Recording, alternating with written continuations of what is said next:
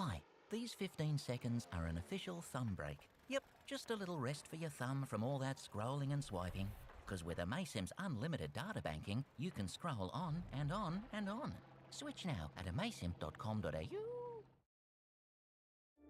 Not too far from where you are, there's a place where the land speaks. Today, I'm flying around the world in 80 hours, entirely in first class. I'll travel across multiple continents and time zones in 6 of the most luxurious planes. With a sticker price of $40,000, you can expect in-flight showers, luxury bedrooms, in-seat minibars, and Michelin-starred dining. Oh, and you're invited along for the ride. Let's pick up my mammoth journey then, on the ground in Dubai at 7 AM. Well, hello from sunny Dubai. I'm collected from my hotel bright and early by Emirates complimentary chauffeur service for first class. After a short drive across town to Dubai International Airport, I'm dropped off at the first class wing. As a result of this privacy, check-in is efficient and dealt with in a matter of minutes. I'm told I'll be able to enjoy the world's largest first class lounge. Needing no persuasion, let's hotfoot it over there. This lounge takes up an entire floor of the terminal. I think at this point it's past being a lounge, it even has its own duty free. We'll briefly stop by the restaurant, which is a spectacle in itself. I'm led over to my rose-adorned table and served a selection of fresh pastries and most importantly the first of many caffeine hits. I won't eat much of the extensive menu as breakfast is served on board my flight. As for the rest of the lounge, there's more seating than you can ever need. There's a nap room and even a cigar room. Without getting too carried away and before missing my flight, let's head straight over to my gate. But wait, here's the other unique thing, you board directly from the lounge. Admittedly, the shine is taken off this experience somewhat when it's a remote stand, so we'll need to board a bus first, but hey, that's all but a detail. A few minutes of AvGeek heaven later, we're met with our first class aircraft of the day, the Emirates Boeing 777.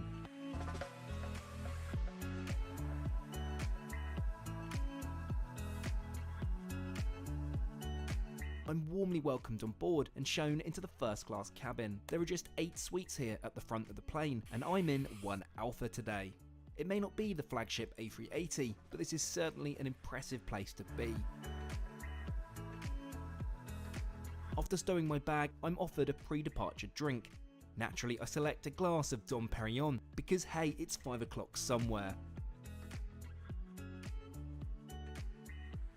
Welcome aboard. We're about to show you the safety features of this Emirates flight, and we need your full attention. Thanks to how far out we're parked, the taxi to the runway is short, and within no time we're hurtling down the runway into the scorching Dubai morning sunshine.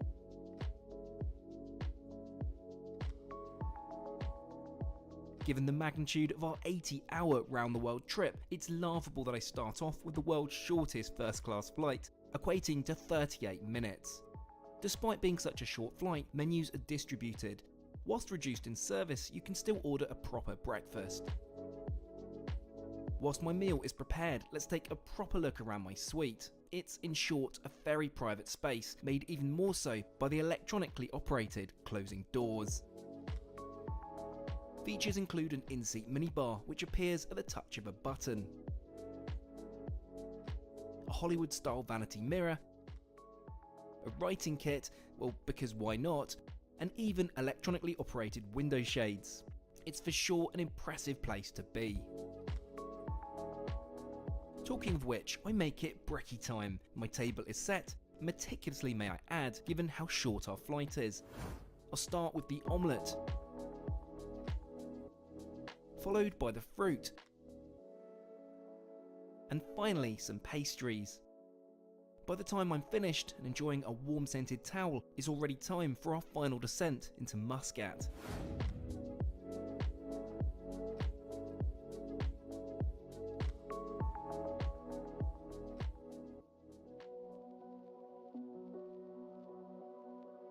Welcome to Muscat, Oman.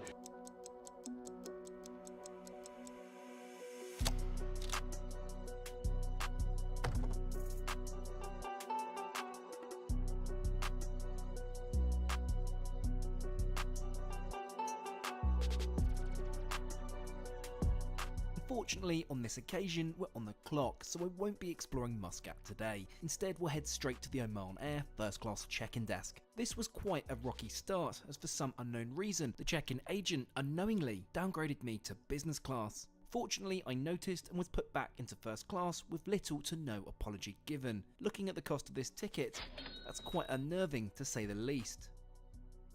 A few minutes later. Thankfully, things are set to improve as it's time to head over to the Oman Air first class lounge.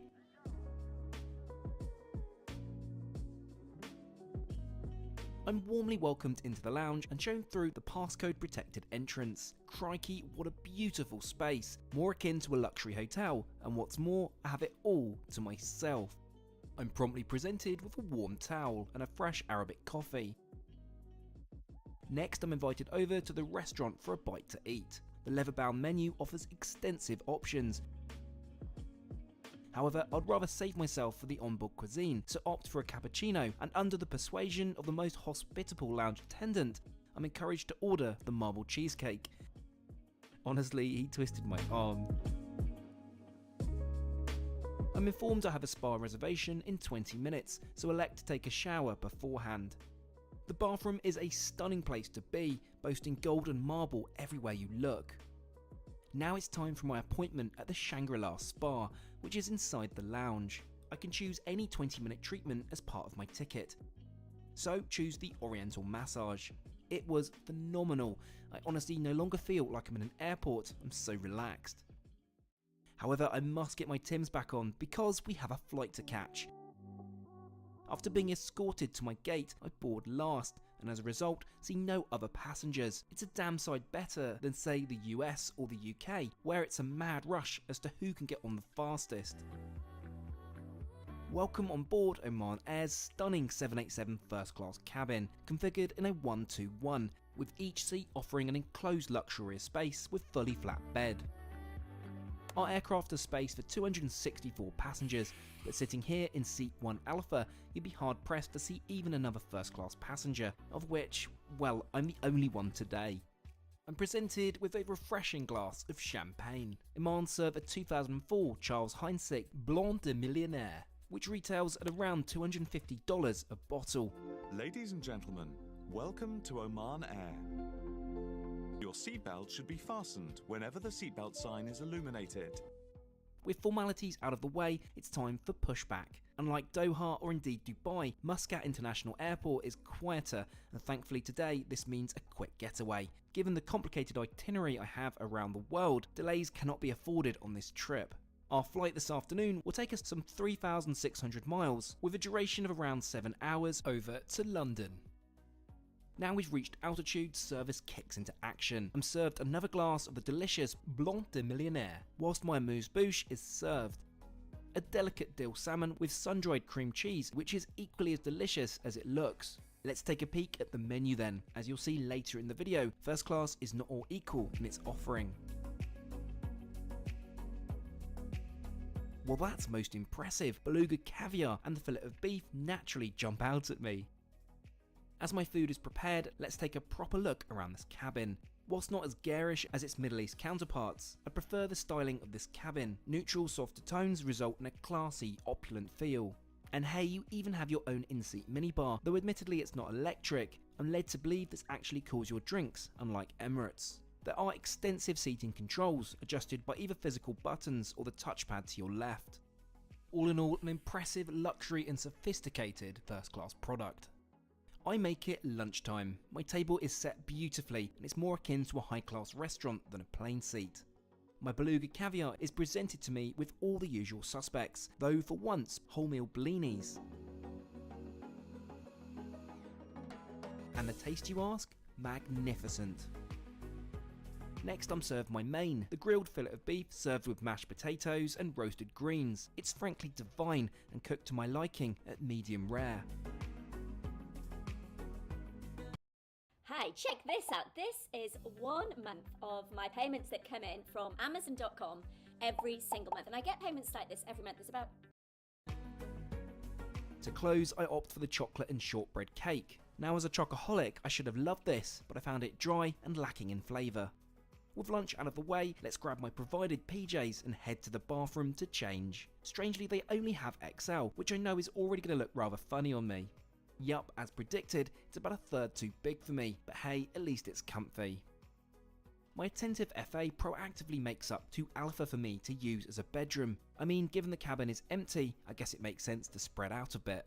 Whilst it looks inviting, I'm disappointed to see no duvet and just a blanket provided. Thankfully there is a light mattress topper, so that's at least something. Let's shut the suite doors and get some rest then. Got a long flight to the USA in the morning and I really need that beauty sleep. I awake not far from London, so a quick change is in order. My NASA hoodie has been hung up in my suite's wardrobe, which is most attentive. A quick change later, my Tim's back on. There's just enough time for a quick Arabic coffee before final approach. Let's get that seatbelt on then, as we glide in over the Thames. All in all, Oman Air has been a grand experience, with a few minor shortcomings which can be ironed out pretty easily. The hard product itself is fantastic, and the staff on board were a real credit to the airline. Well, it is welcome to London.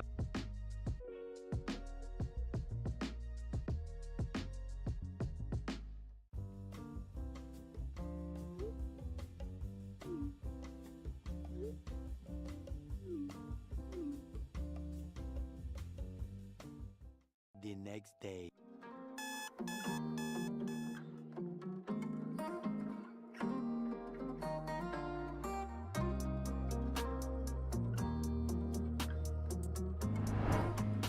Well, good morning here from Heathrow. And a welcome back Millie to the channel, who will be joining us on this leg over to Chicago. We'll check in at British Airways first class wing, which as you can see is pretty busy this morning. It's accessible to first class guests and One World Emerald status holders. Let's pass through the dedicated first security, which again is packed. Thankfully where we're going will be just a tad quieter. Welcome ladies and gentlemen to the Concorde Room, BA's flagship offering.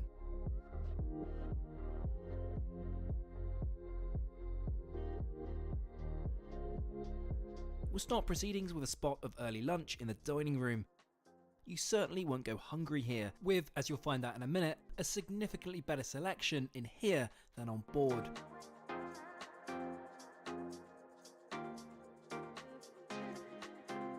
We both opted for the delicious Concorde burger, ideal if you want a bit of comfort food and are not sure if BA is going to significantly feed you in the sky. We're apparently departing A gates. This isn't usually where long haul flights depart. I suspect this means only one thing. Alas, I'm correct, a bus gate. In my opinion, this really devalues the whole experience as a BA first passenger. God forbid there's no dedicated bus for premium passengers.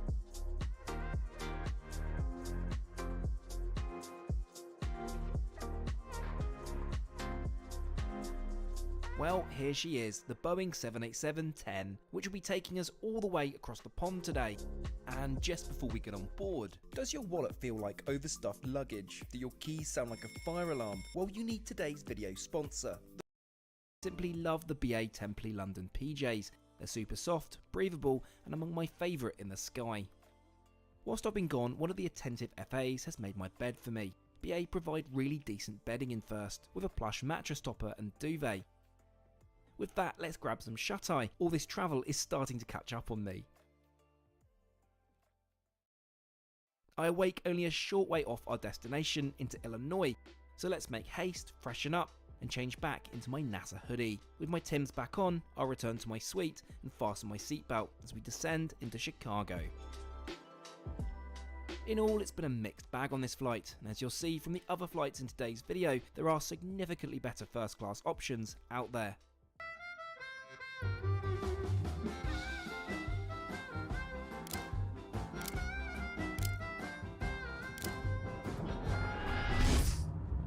Our short trip to Chicago must sadly come to an end. Millie will stay on and visit some friends, whilst I'll be continuing on my ambitious trek around the globe. Let's head straight over to the JAL check-in desk.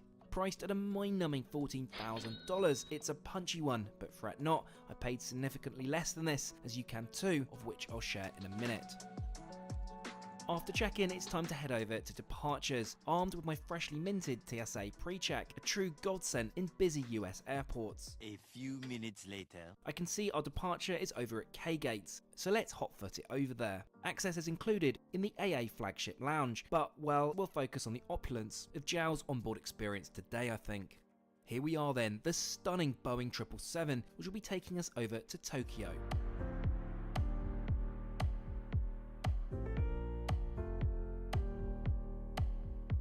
Right, it's time to go get on board. Let's get down that jet bridge and see how busy the cabin is. I actually don't know whether I've got the whole cabin to myself or not. Let's see. As I'm led to my suite, it's almost immediately evident I'll be enjoying the first cabin to myself today, which is certainly quite the treat. Well, welcome on board. So let's take a detailed look around the cabin. There are a total of 244 seats on board, with just 8 being first class. Now it's a spectacular suite, converting as you'll see into a 78-inch long flatbed.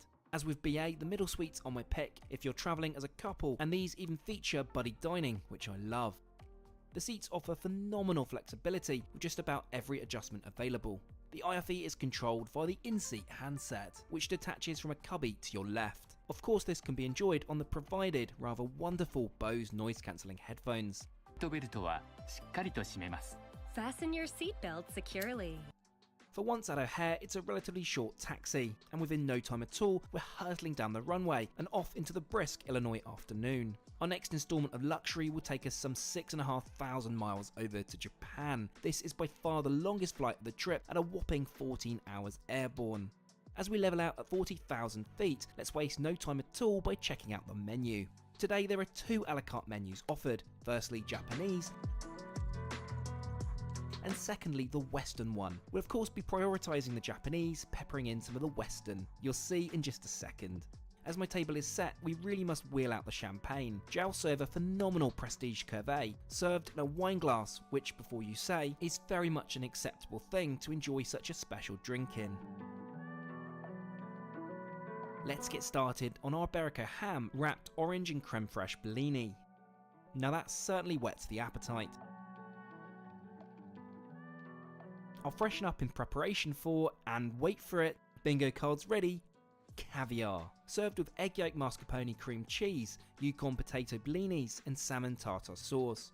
Naturally I'm in first class induced heaven. For main I opt for what's known as kuzara, consisting of simmered sea bass, dried radish with spicy cod roe, Japanese omelette, bamboo shoots and roasted duck breast with plum.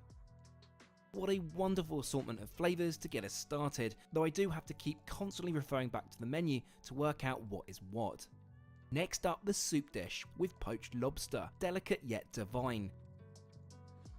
Yes, it keeps on coming, a duo of sashimi and jellied mizuku seaweed with salmon roe.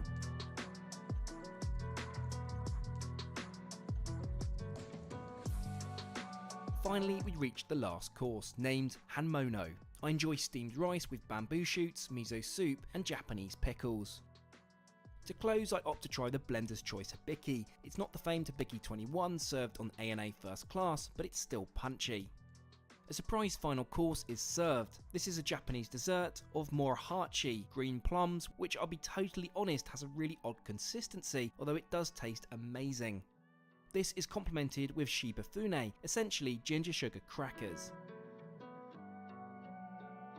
Been a while, so it's time to boot off the Tims and get my provided slippers on. I'm presented with some PJs, so we'll head over to the bathroom to change. As you'd imagine on a Japanese airline, the bathroom is immaculate, and even comes complete with a Japanese loo. My favourite feature is the retractable changing platform, so your socks don't have to touch the floor whilst changing. Why don't more airlines do this? It's so much better.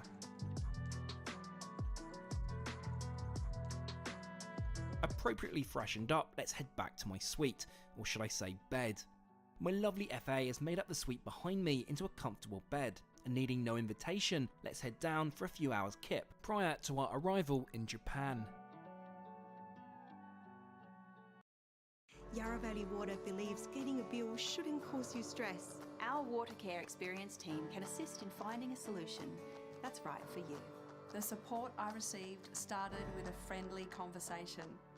And yours will too. Start the year off right. So, what's your plan for 2023? I want to eat better. Go vegetarian for a month. Reduce my calorie intake. Be more creative. I await just a short distance from our descent into Tokyo's Narita Airport. Having passed the international date line, I honestly couldn't tell you which day or time it is. A brief change of clothes later, and I'm back in 1 Alpha, ready for landing. I'm provided with a lovely eye mask to relax on final descent. These are now part of my travel arsenal and make an instantaneous difference to your comfort whilst combating the ever-present jet lag.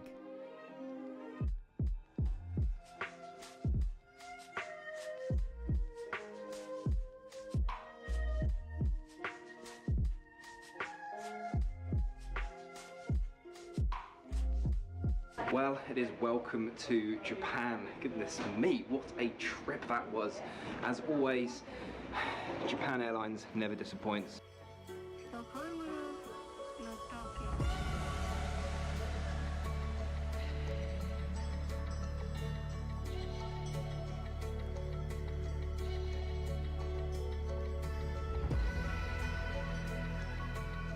Now unfortunately at time of filming, Japan was still very much closed, and this is just a transit.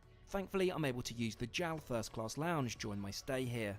After a swift check-in, I'm provided with a shower booking, something I've been most looking forward to. I'll also get my own Japanese toilet, which, well, what's wand clean? Feeling much better, let's go grab some food in the restaurant. You can order via a QR code and the selection is pretty decent. I'll start with a sushi set, which, as you'd expect in Japan, is incredible. Following on, I go for the chicken and vegetable noodles. These are just what I needed, and coupled with a shower, I'm a new man ready for the next flight. Talking of which, I must find out where I need to head for my pending departure. Finally, I arrive at Gate 71, where a 777 is waiting to whisk me over to Thailand. Now, no first class is available for this hop, so I'm travelling in the best available business class. I hope you can forgive me here. Funnily enough, this is the same aircraft we've just been on, minus the provision of first class. They do sit some Japan Airlines frequent flyers in these seats, but the service remains business class for this flight. I'm seated further back in 7 Alpha, in what's known as the Apex Suite.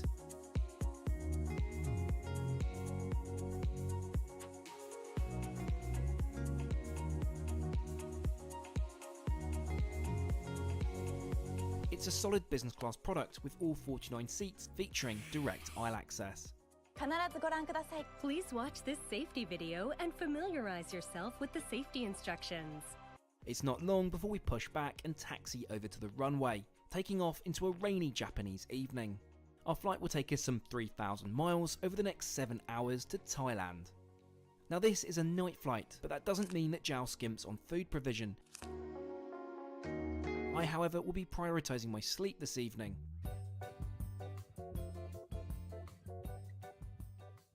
Now to convert my Sky Suite into a fully flat 74-inch bed. Limited bedding is provided and sure feels like a step down from my last few legs.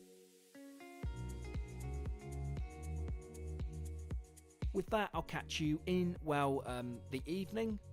Goodness, these time differences are wild. Awake from my slumber and just a short while off our descent into Thailand, let's grab a quick snack off the menu. I just couldn't resist a few scoops of Häagen-Dazs. Simply lovely. Finally, we land into Bangkok's International Airport. Arrival procedure is pretty straightforward now, and within 20 minutes or so I'm stamped in and reunited with my bags all the way from Chicago. Now to start my short layover in this wonderful country.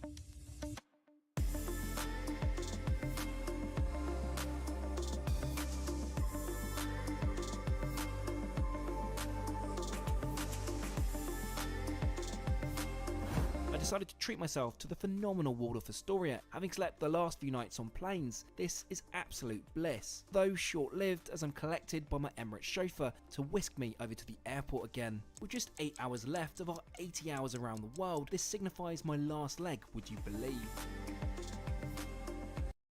Hi, check this out. This is 1 month of my payments that come in from Amazon.com every single month. And I get payments like this every month. There's about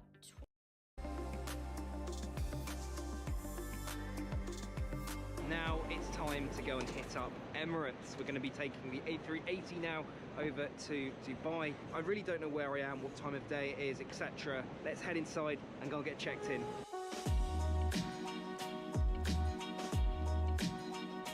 Check-in is swift, and in no time at all, my bag is checked through to Dubai.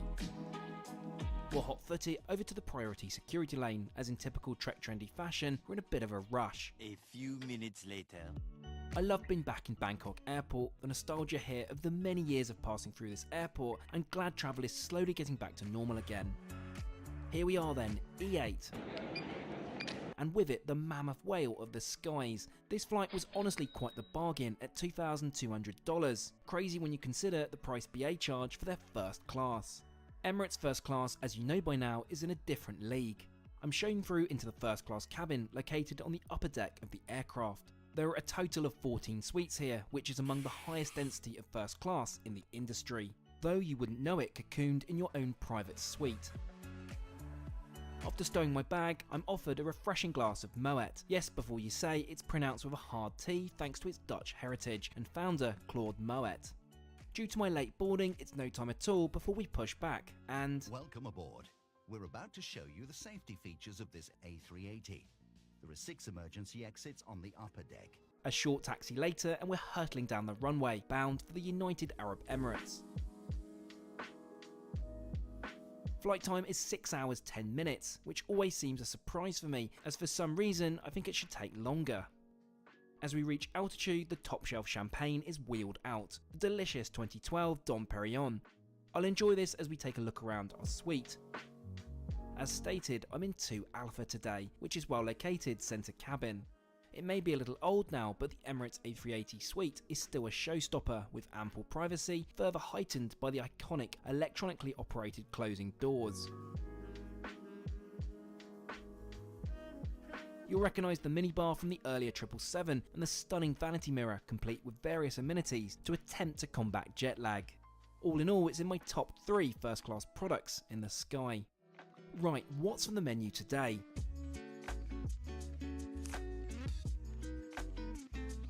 Now that's what I call a selection. Compare this to BA. Let's waste no time at all, retract the tray table and get stuck in. My table is promptly set and the caviar is wheeled out with all the trimmings. I think what I like about caviar on board a plane is it's such an event, and it really does make this occasion feel all the more special.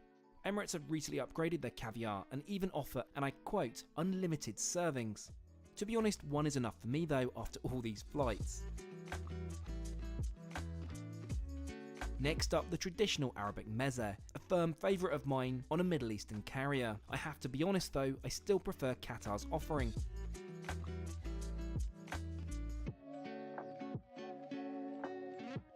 It's time to move on to our main, the seared beef tenderloin served with steamed asparagus and potatoes. It's delicious, but as is almost always the case, Emirates seems to cremate their steaks, so don't expect an Air France quality medium rare cut. With lunch out of the way, let's head over to the shower suite. Yes, you hear me correctly. I'm sure many of you know by now Emirates is the sole operator of such a product, the only commercially available shower on board a plane.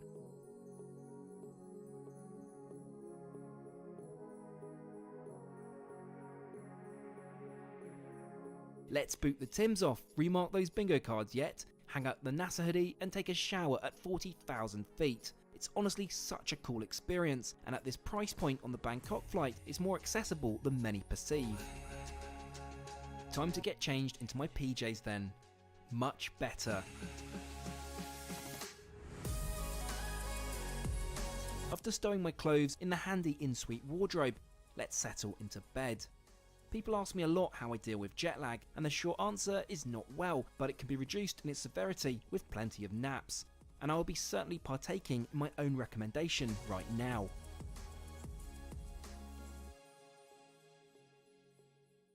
I wake a bit confused, but thankfully provided with a fresh caffeine hit. A brief change of clothes later, and we're on our final descent into Dubai.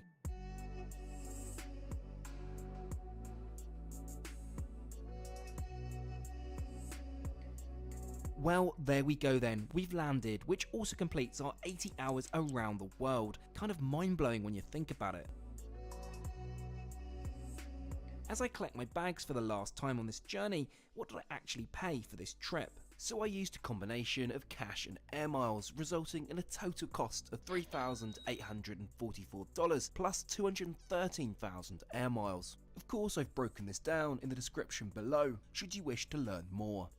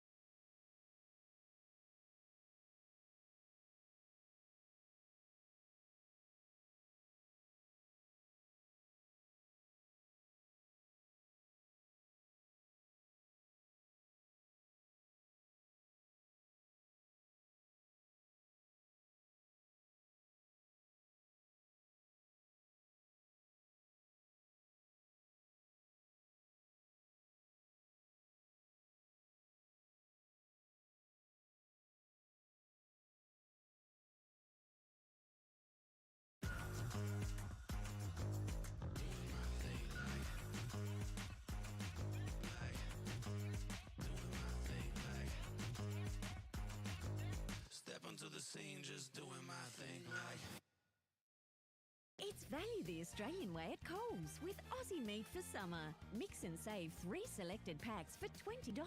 Just look for the sticker on delicious chicken, sausages and more. Available in-store and online at Coles.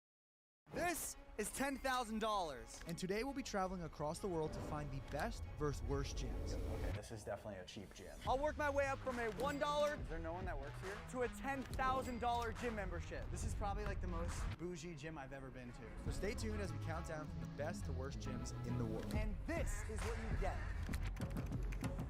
We're in the middle of UAE. We're going to Almas Body Fitness. Apparently this is like the only gym that has a $1 day pass in Dubai. Look, this is 900 dirhams, which is $245 in USD, which literally is less than $1 a day, which is insane. So this is the $1 gym. We're gonna check it out, see what it has, see what it offers, and see if the money really matters. This gym comes out to only $1 a day, 67 cents to be exact.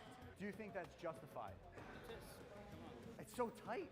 How do you train here? We can, it's like usual, you know? So the question is, what do you get for $1 a day of a gym membership?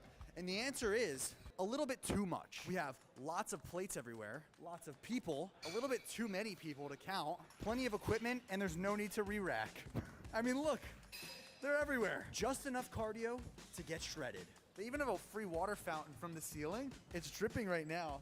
I almost caught it. A plethora of cables and plenty of metal rods. This might be worse than the worst gym in the United States, I'm not gonna lie. So as you see, we have a beautiful prayer room. I've never seen this in a gym before. That's wild, that's awesome. Do you pray for the gains?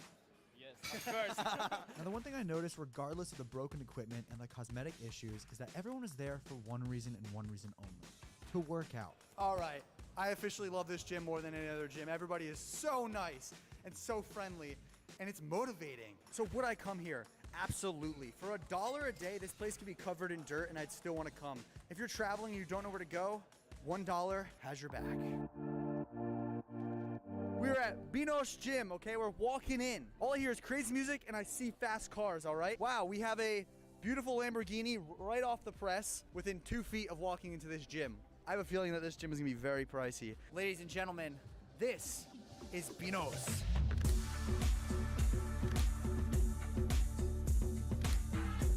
Now, I might not be an expert of Binosh Gym, but I think I know someone who is. Braza! Braza! Let's go! Good to see you, my guy. We gotta review this gym. I need your help. You gotta show me around. Yalla, let's do it. You do it? Let's go. How many gyms are in this gym? Like 7 gyms in one gym. Oh my gosh. Joe, where are half of the weights? Here, can you grab the 30s for me? There's no weights here. People are supposed to re-rack their weights, but... Is that a thing in Dubai? People don't re-rack their weights? I mean, I don't know. All right, guys. This is probably the biggest dumbbell I've ever seen in my life. It doesn't even have a number on it. There's no number. It's just big, right? If you can lift it, that means you are strong. After checking out the equipment in the first room, it was time to make our way around the gym. Would you be down to box? Yeah. Should we throw down a little bit? We can. I don't know whose glove this is. Come on, Joe. So this is the MMA spot. Very nice. You can get glasses and everything. Now, after going from room to room, I felt that there were almost too many machines. It started to feel a bit overwhelming, so I questioned myself, is this what you're paying for, or is it something else? I believe the money you're paying for this gym is the variety and the atmosphere of being around like well-known bodybuilders. That is a point actually that you make, because in this gym we have a lot of There's we have everything. A lot of big names. Everyone who's coming in terms of like these competing bodybuilders. For example, the current Mr. Olympia, Big Ramy, is training here twice a day. Larry. In the morning. You know why it's so expensive?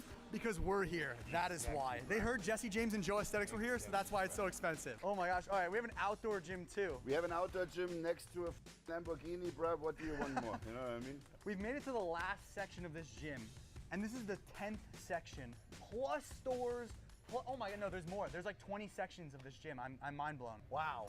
Supplement shops to cafes and just about anything that has to do with fitness, Binosh has you covered and has just about everything you need. Sitting at $2,000 per year, you basically never have to leave.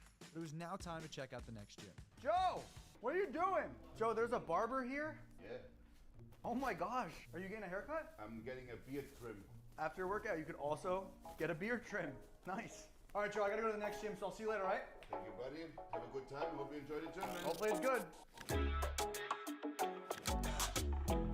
All right, Train Beach Club. I heard it's Ladies Tuesday. I've spotted a wild Uncle Mike. Let's scare him. Give me all your lunch money. What's up, baby? Dude, this place is wild. This is, in my opinion, one of the best spots to come, train, chill, tan. You've got a very well-equipped gym. You've got a pool. You also got the beach. I heard it's Ladies Day. It is Ladies Day. So what does that mean? So that basically means all ladies get in for free. Oh, come on. So I'm here most Tuesdays. Okay, my guy. Hey, represent, baby.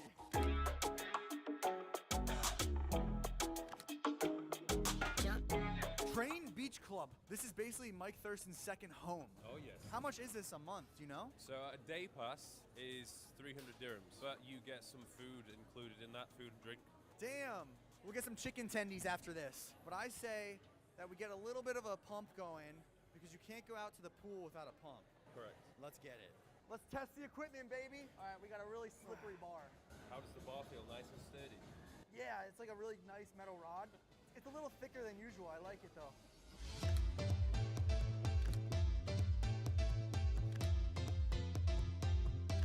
I will say, for how expensive this gym is, they definitely...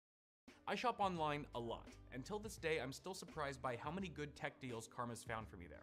In fact, a couple weeks ago, Karma let me know that an SSD I've been wanting to buy dropped. Definitely need a little bit of a bigger gym, but I understand they're trying to go for that, like, the gym is the accessory to the pool vibe. Whoa! Nobody's re-racking their weights. Can we get a quick look at this? Oh my gosh, this is a tragedy right now. Weights all over the place. Oh, supersets with the swimming. That's what it's for. I just get that like almost like vacation vibe here. So apparently in a few hours, it's about to get crazy here. It's already chaotic as it is. As a gym, I don't know if I could go here like all year, but like for a few days and for some fun, This is the spot. Now, I'd be lying to you if I said that I wasn't distracted. All I could think about was the day club. Knowing that there was a party outside and I was inside working out, it was a huge distraction. You ready to go outside? Oh, yeah. It's beach time, baby. Go.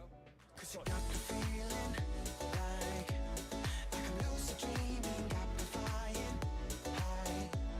Cause I can't believe that I get to have you. I'm gonna give you guys a little bit of a tour right now. All right, guys, if you come this way, you go from yoga to the beach. All right, Mikey, show me around a bit. What do we got out here? So here's besides the beach. Really zen vibes. This is a little bit more chilled out, just away from the speakers. So if you want a little bit more privacy, if you want to feel the sand in between your toes. I like feeling things between my toes. Come down to the beach. Right on. I can't believe this is your backyard. That's pretty crazy. Pretty nuts. For $300 a day, Train Beach Club combines fitness and hospitality perfectly.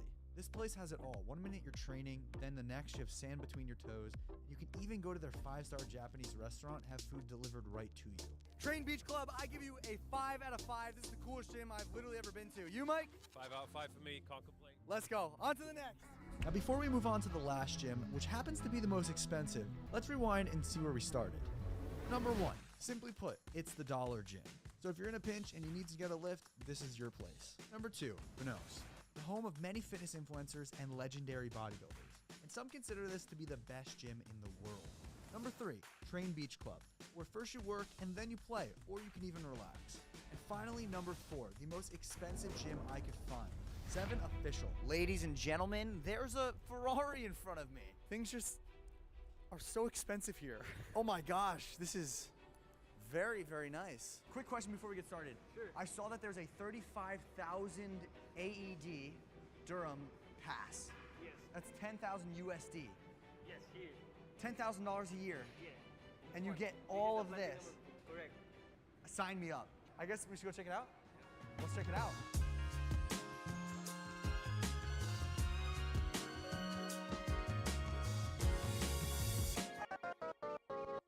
Oh, look upstairs. Yo, let's do it down here first and then go upstairs. I wasn't this excited about any other gyms. This is my vibe. Whoa.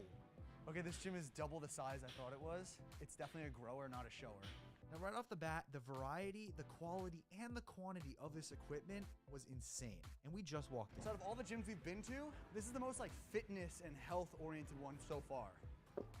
Dust just flew off those, so it just proves that money can't build muscle. Now with this being the most expensive gym, I wanted to see if the people thought it was worth its price. But first, we had to put this gym to the test. In front of me is a $100 bill. We're gonna put this on the ground in plain sight. We're gonna come back in about 1 hour and see if it's still there. What do you do for a living? I'm an online coach. You're an online coach. I work as a fashion buyer. I'm a hairstylist. How's my hair? Amazing. I love You your like curl. it? Okay, thank you so much. I appreciate that. I work with footballers. You work with footballers, so soccer players? Yeah. I'm an American. Yeah, I did that. Flight attendant. You're a flight attendant, so you're not from here. No. I'm a doctor. Can you get rid of my gyno? Yes, I can. You can? Yo, are you for real? We'll talk after, okay? Yeah, Okay, sure. sick.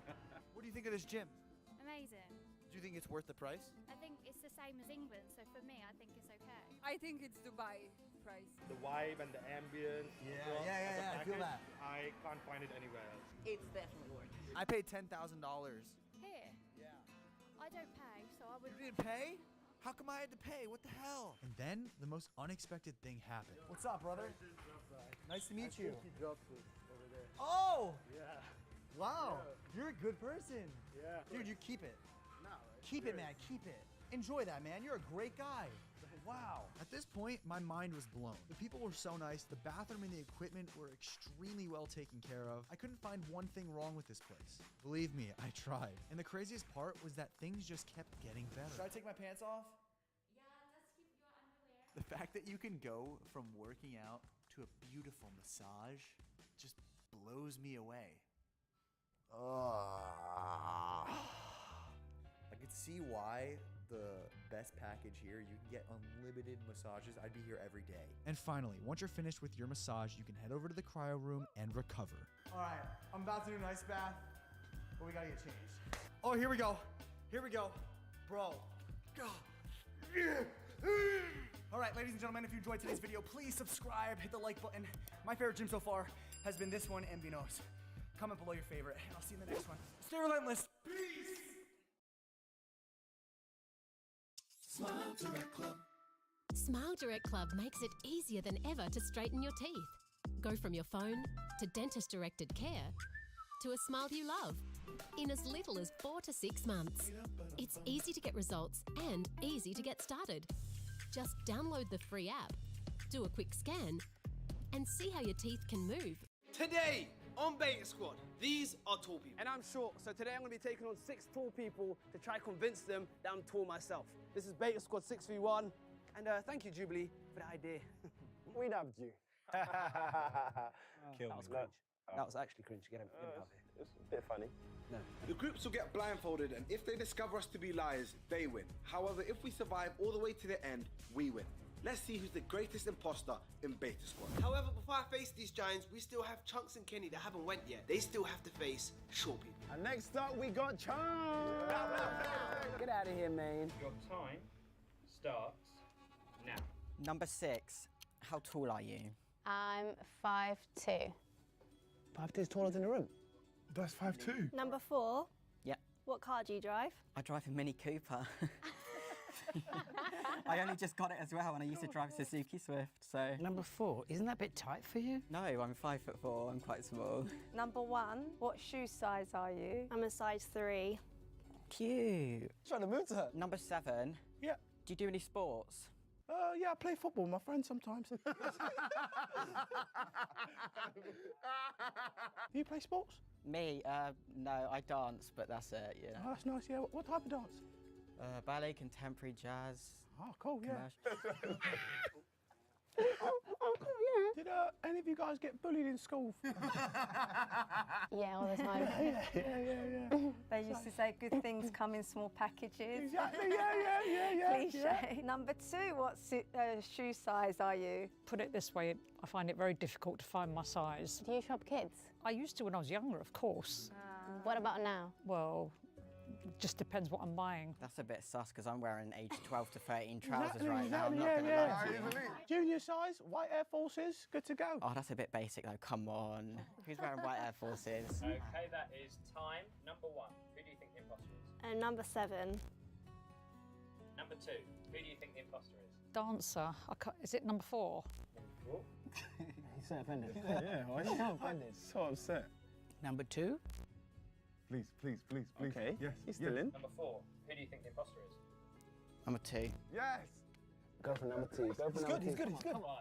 Who do you think the imposter is? Number 2. Number 6. Who do you think the imposter is? Number 2. Let's go. Number 7. Who do you think the imposter is? Yeah, number 2, yeah. He's made it through one round. I'm so nervous with that voice. Yeah, for real, same. Bro. Number 2, yeah. After that, I can reveal that number 2 has the most votes. And after 3, number 2, would you be able to lift up your blindfold and without saying a word, take a look around? 1, 2, 3.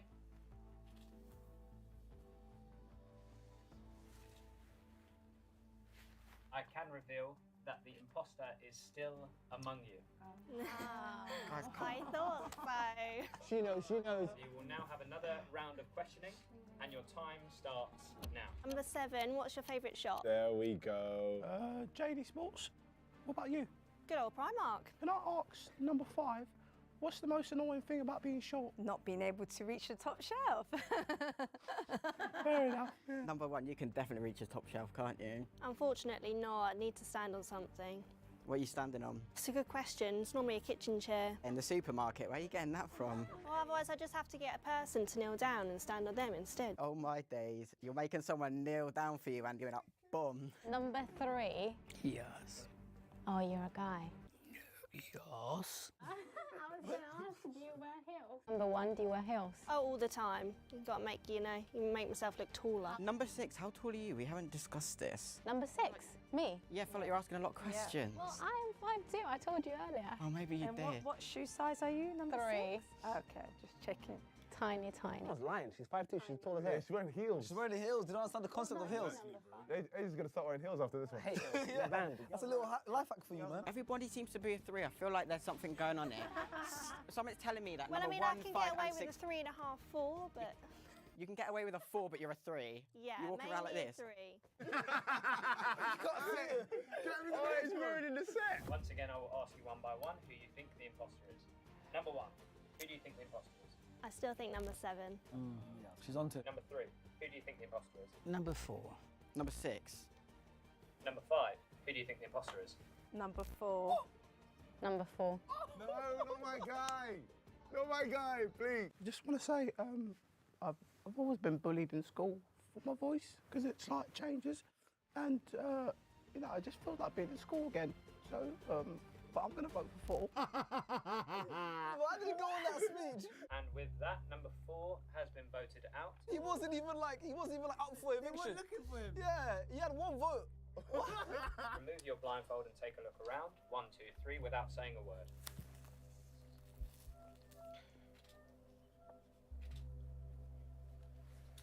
Okay, and just mind up that light. Hit the light. With that, I can reveal that the imposter is still among you. Oh my God. Look at number 1. Look at number 1. She knows. I knew it, guys. I told you so. Your time starts now. Number 3. What shoe size are you? 6. Best shoe size merchants, mate. Number 7. Is that really your voice? Yeah, so I was born like this, and I was just saying I used to get bullied in school, but I feel like being on cameras is helping my confidence, because I was very self-conscious in school. Number 1 is like bush. A general question to everybody. Is anybody lying? I always tell the truth. My mum told me don't be a liar. Okie dokie. I love my mummy. Number 7, did you give us your shoe size? Did you say? No, no one asked. No one asked. Oh, what is your shoe size? 2.5.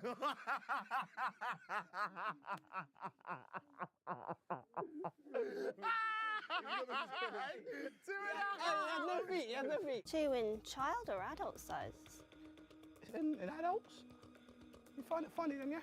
Fair enough. It's all right. I told you I was bullied. I'm used to this. Anyone ever fell down the stairs before?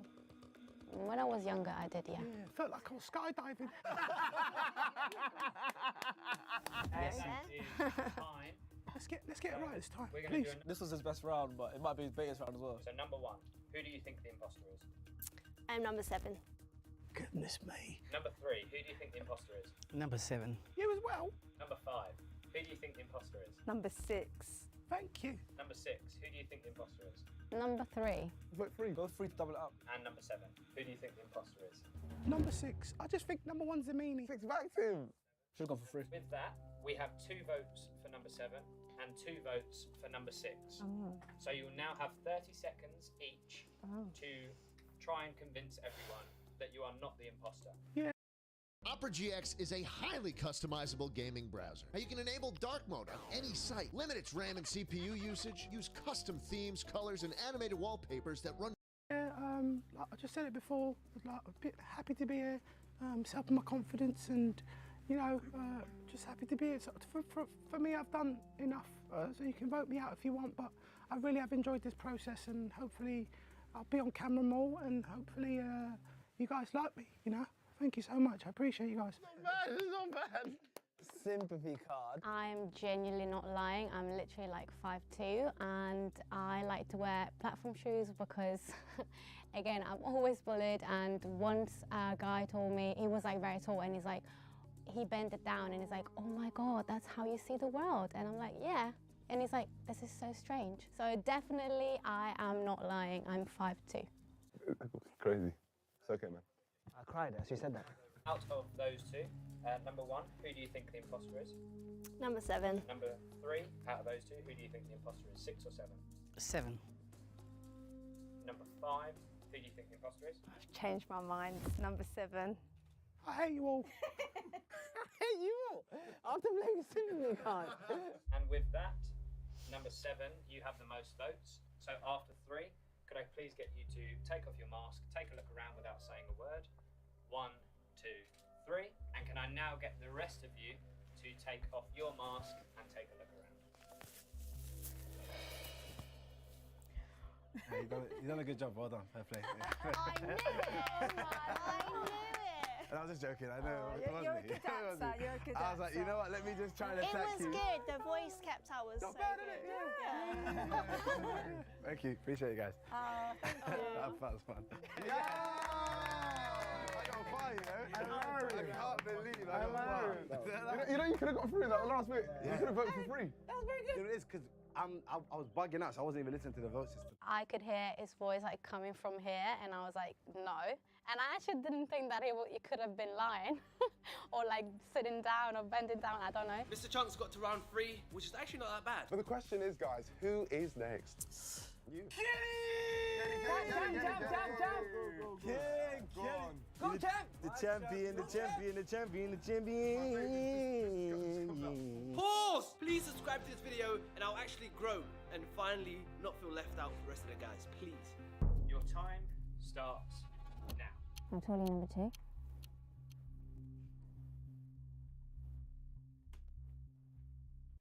Number 2, how tall are you? Number 7. How tall are you, sorry? Number 7. Wait, what the hell's going on? Sorry, how tall is everyone? Starting from 1. 5'1.5 inches. Number 2? I should tell about your height. Yeah, number 2 speak. Well, 5'7". I'm suspicious. I'm not, guys, honestly. You're the imposter then. Okay. I am 5 foot. 5 foot. Okay. Please listen to each other and see where the voice is coming. Is it coming from up or How tall is down? number 4? Let's hear from some other people. I'm number 4 and I'm 5'4". Number 5? 5'6". I'm 5'4". Regarding the height, they could be sitting, of course, in a chair. Has 7 said? Yeah, I'm 4'10". 7. What's your shoe size? Size 4. Okay. You're a dwarf. Yes, well, officially, Google says I am a dwarf. No, it's 4'10" a dwarf. Yeah, I think so. Number 1, what's your height in centimetres? I think it's like 152. That's my wood.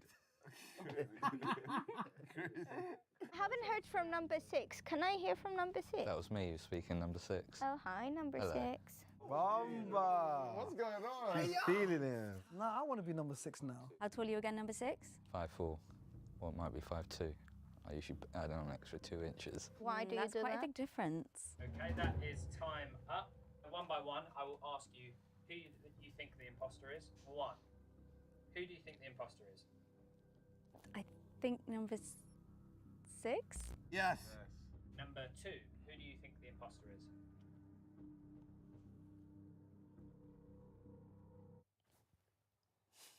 Number 7.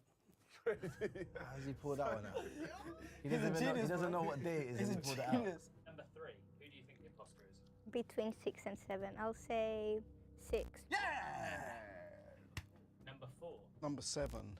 Bastard. There's no way he goes out. What are you doing, bro? That hurts, bro.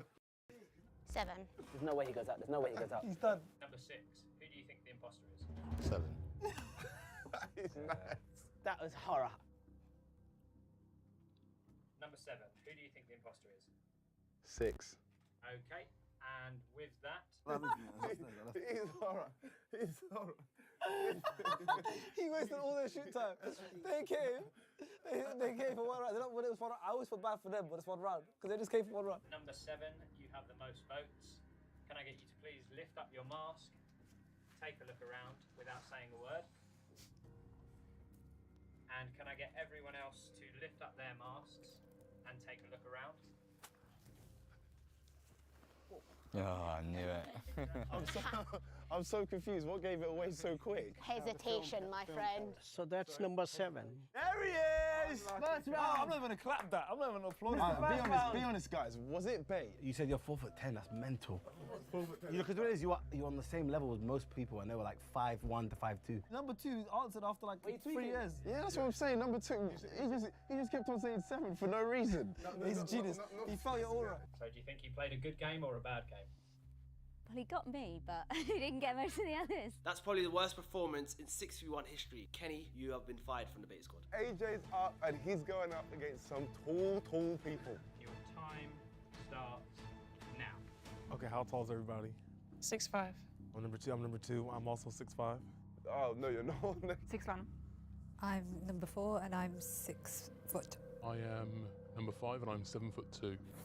Kid hell. I'm number 6 and I'm 6'8". I'm number 7 and I'm 7 foot. What sports did everyone play growing up? Started rugby and then got quite tall and started rowing. How about you? I played basketball and American football. What position were you in American football? Receiver. Okay.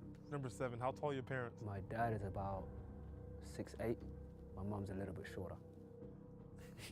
Okay. What's so funny? I'm calling cap. I'm calling cap. Saying Ultim already, you flopped, bro. Okay, that is time on the first round. Number 1, who do you think the imposter is? 2. Number 2, who do you think the imposter is? Number 7. Bob should have got contact lenses, so he'd know this wasn't a massage. Ouch.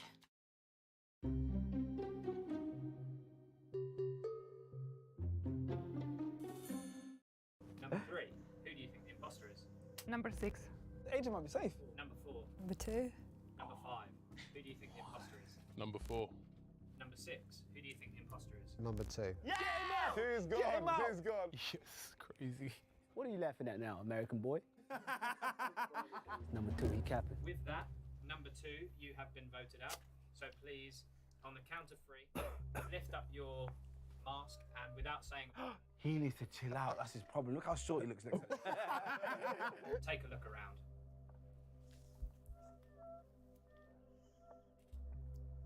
Act like he won't pick you up and throw you like American football.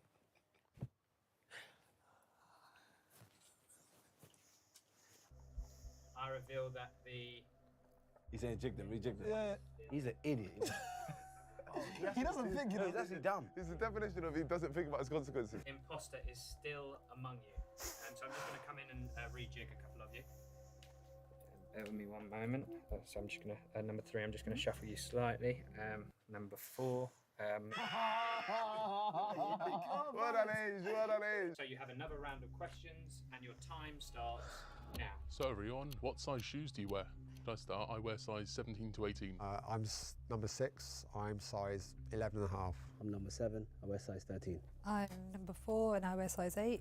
I'm number 3 and I wear size 7. Number 1 and I wear size 11. Did any of you guys have any problems with being so tall? Smashing my head on pretty much everything in the world. Okay, and with that, your time is up for that round. Number 1, who do you think the imposter is? 3. Number 3, who do you think the imposter is? Number 5. Number 4. Number 3. Number 5, who do you think the imposter is? Number 4. Number 6, who do you think the imposter is? Number 3. Number 3. AJ, bust case again, fair play. How's he doing this? I can't, you know, I love the fact no one's voted for 5. Because the day they vote for 5, they get... I told you. Don't you dare! And with that, number 3, you have been voted out.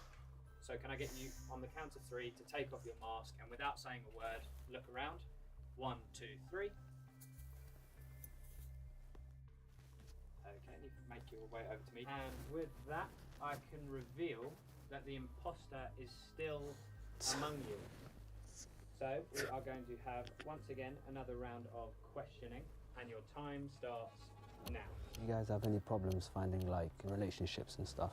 Not really, to be honest, because I'm not fussy about height. It doesn't matter, it's superficial. I've dated 5'8" up to 6'6". AJ still don't qualify. Oh, would you go lower?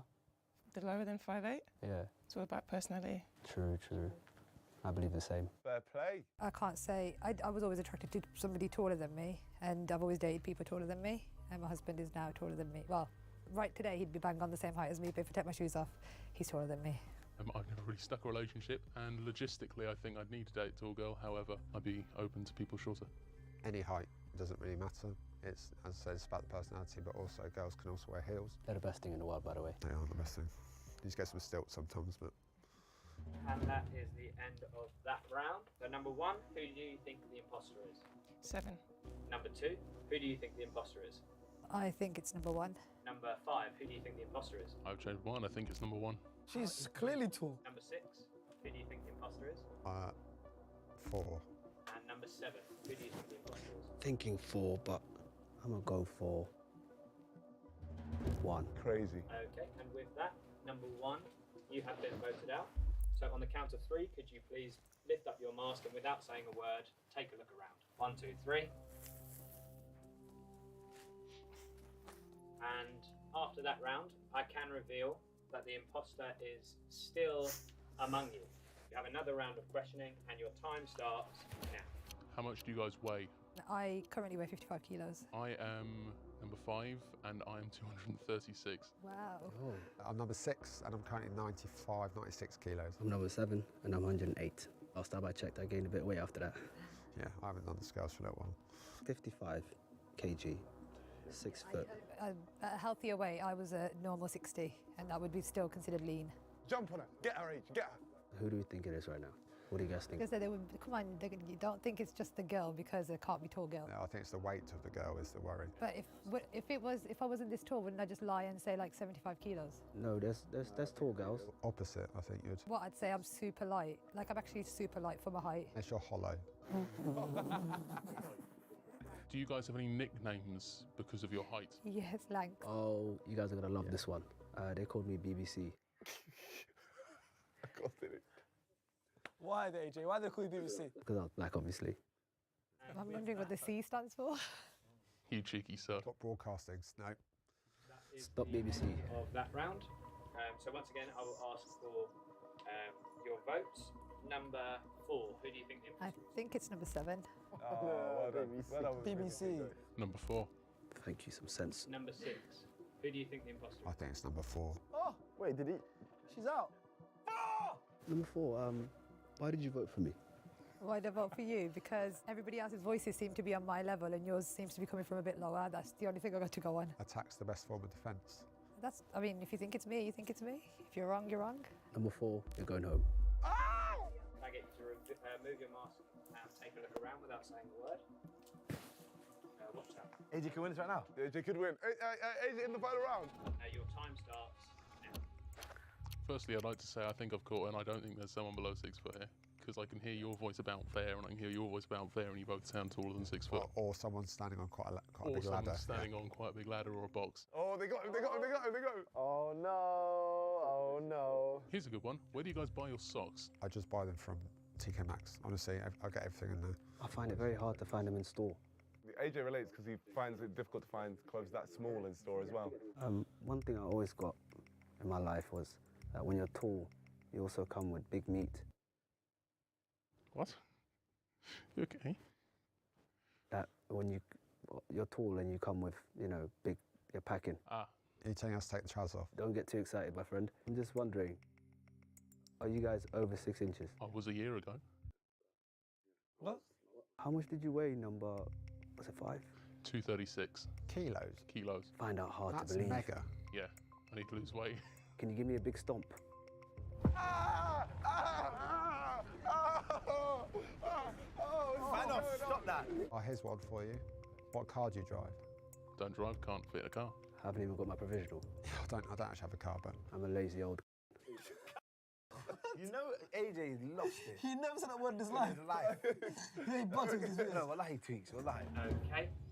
So we are just at the end of that round. I'm now going to ask each of you who you think the imposter is. So number 5, who do you think the imposter is? 7. Number 6, who do you think the imposter is? So quite a tough one actually. I don't think either of them are, but I'm going to go for number 7, please. Oh, you went for 7. You went for 8. You went for 8. Okay, and number 7, who do you think the imposter is? It's me. Oh, he didn't even try to fight his case. Number 7, you have been voted out. The final! It was close though. Please remove your blindfold. And everyone else, can I get you to please remove your blindfolds? So does AJ give off tall energy then? Congratulations, you have fought the imposter. Oh dear, he's on the set the whole time. Look how small he is. How you guys doing? Yeah, better now. Dwarf, innit? He called me a dwarf. My boy's a giant. Lord of the Rings cast, right? Oh, jeez. Okay, it started already, the abuse. How did you guys know it was me? Just delayed your answers. It was also a bit, you copied me on a lot of, on the I was voting. just adding stuff on, by the way. I was just adding, I saw your number. No, but it was a copy, it was like 4. And I was like, yeah. No. Even when I said, but it could be 2, you were like, Oh my God! Wow, I never had to look up this high to see. So it's, okay, yep, guys, yep. All right, yep. All right, lift him, please. Lift him. Yep, there we go. All right, guys, I lost this challenge, but now I'm 6 foot. Okay, this is, I'm a man, okay? If you want a bear Sorry, hug, just guys. let me know. Wow. Let me get out of here. All right, fair play. got to the final. There was just a slight more delay, and there was a lot of sort of copy and paste, I call it. I can't believe I made it to the final, guys. I just happened to fall a bit short. Do you get it? Because I'm short and I didn't make... Okay, bad joke. Play the track. We have our 5 lovely ladies lined up. As you can see, we are all sat here because we have a special edition of Find.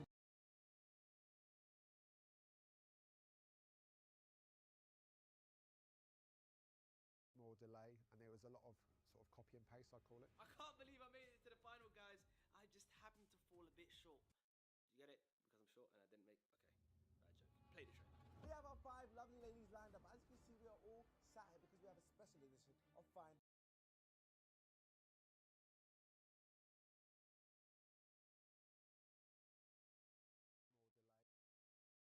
If you're thinking about starting an online business and you want to do it but just not sure where to get started or how to go about it, you're not sure what to say.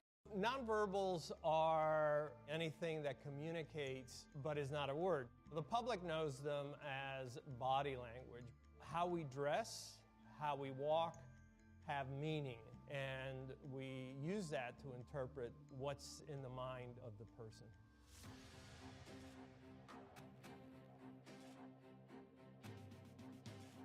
My name is Joe Navarro, and for 25 years I was a special agent with the FBI.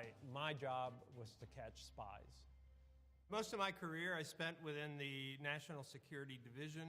A lot of it had to do with looking at specific targets, and then it was about, well, how do we get in their heads and how do we neutralize them?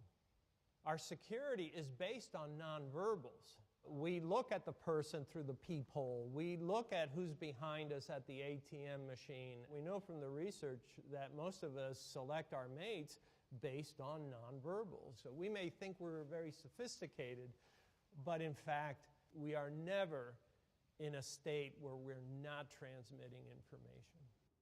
There's a lot of myths out there. The ones that stand out is if you cross your arms, that it's a blocking behavior. That's just nonsense. Even when you don't like the person that is in front of you, this isn't to block them out, it's actually to self-soothe. Because in essence, it's a self-hug. When you're sitting at a movie and you're watching, you're gonna cross your arms. You're waiting for somebody, you tend to do this. What's interesting is we do this behavior more in public than in private. The other one that really stands out is as we think about something, we may look in a certain way. As we process the information, we may look in another way. It's certainly not indicative of deception, and it really shouldn't be used that way. All we can say is the person is processing the information. The other misconceptions are that if the person clears their throat, touches their nose, or covers their mouth, they're lying.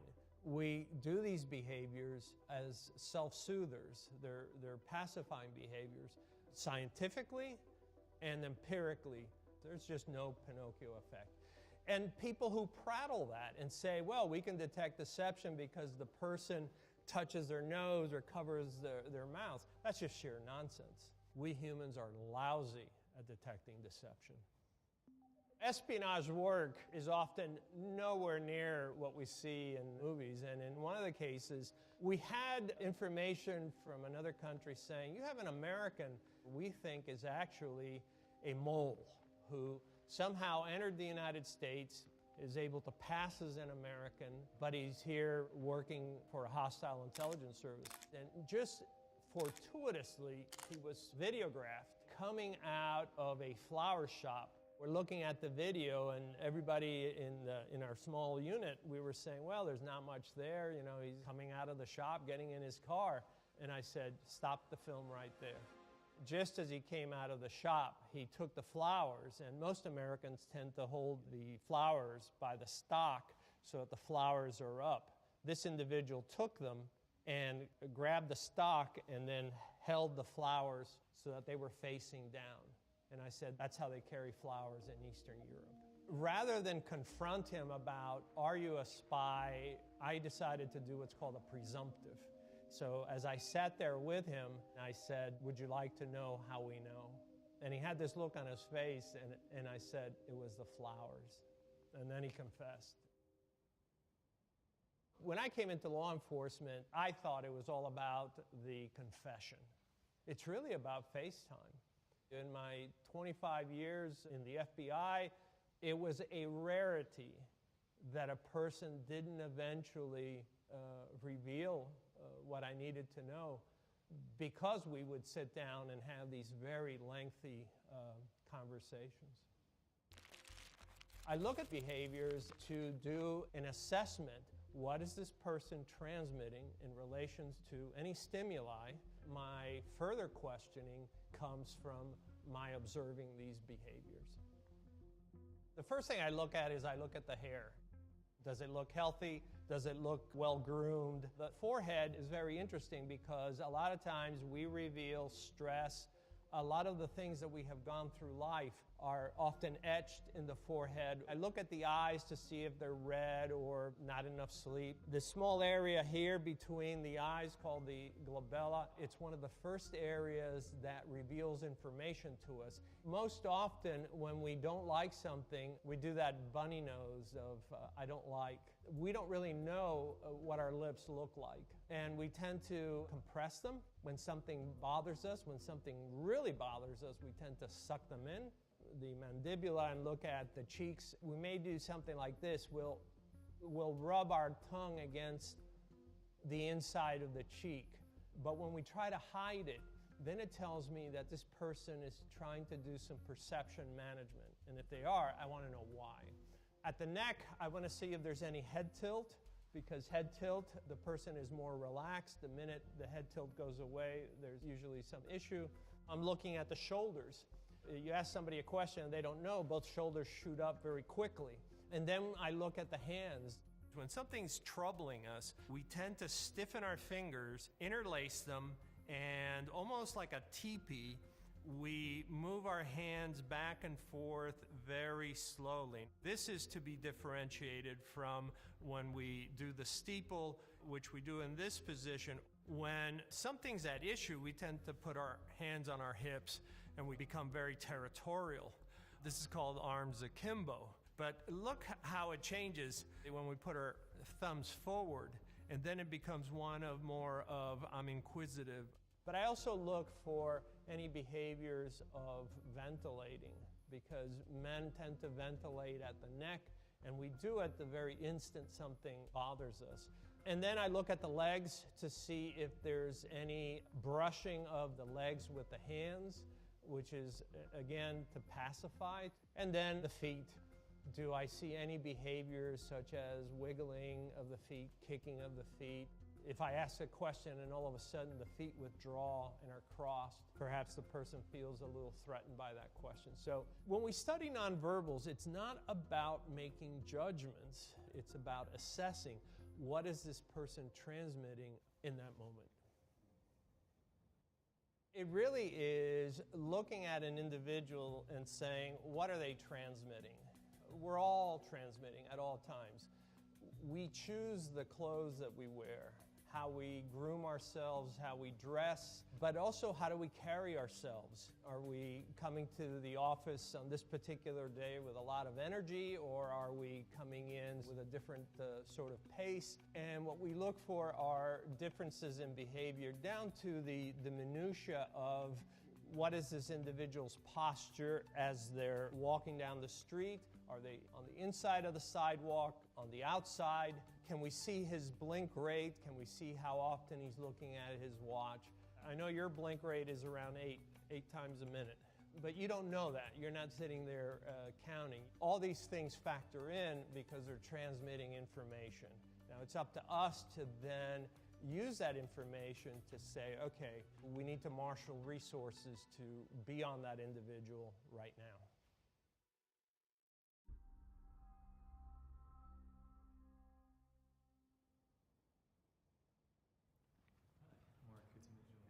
So in most Western cultures, the first time people touch is when they shake hands. Touching becomes that important because we can always remember a time when we shook hands with someone and we didn't like that. It's also the first time when our bodies release these bonding chemicals that say, I like this person or I don't like this person. So handshaking is both necessary and essential in most cultures. All right. Pigeons are supposed to be like dirty birds. Nobody actually ever, got them as a Ladies, hi, I'm Joe Navarro. Joe, I'm Laura. Laura, how are you? And you are? Khadija, how are you? Let me ask you this. Let's back up a little bit. Is this comfortable for you? Yes. Yeah. It's a little bit more comfortable. But it's not for you, is it? Nope. All right. Thank you. All right. So keep talking. What we've done here is we've talked about the importance of space and comfort. They don't realize is how much further apart they are now standing. And it's because we have brought this subject up to make them comfortable about saying, hey, it's okay to be comfortable at your perfect distance. And so now we see when they rock away from each other and they create this space. If you notice, their feet tend to move around more. There's a dynamic going on here where they're kind of trying to find, well, what is the perfect space? What is the perfect distance? And we know that they're unsettled because of the high degree of movement that's going on. If you've got a student in year 9, year 10, year 11, or year 12, you're going to want to attend this 1-hour webinar we've got coming up. It's specifically about showing your student an easier way to study.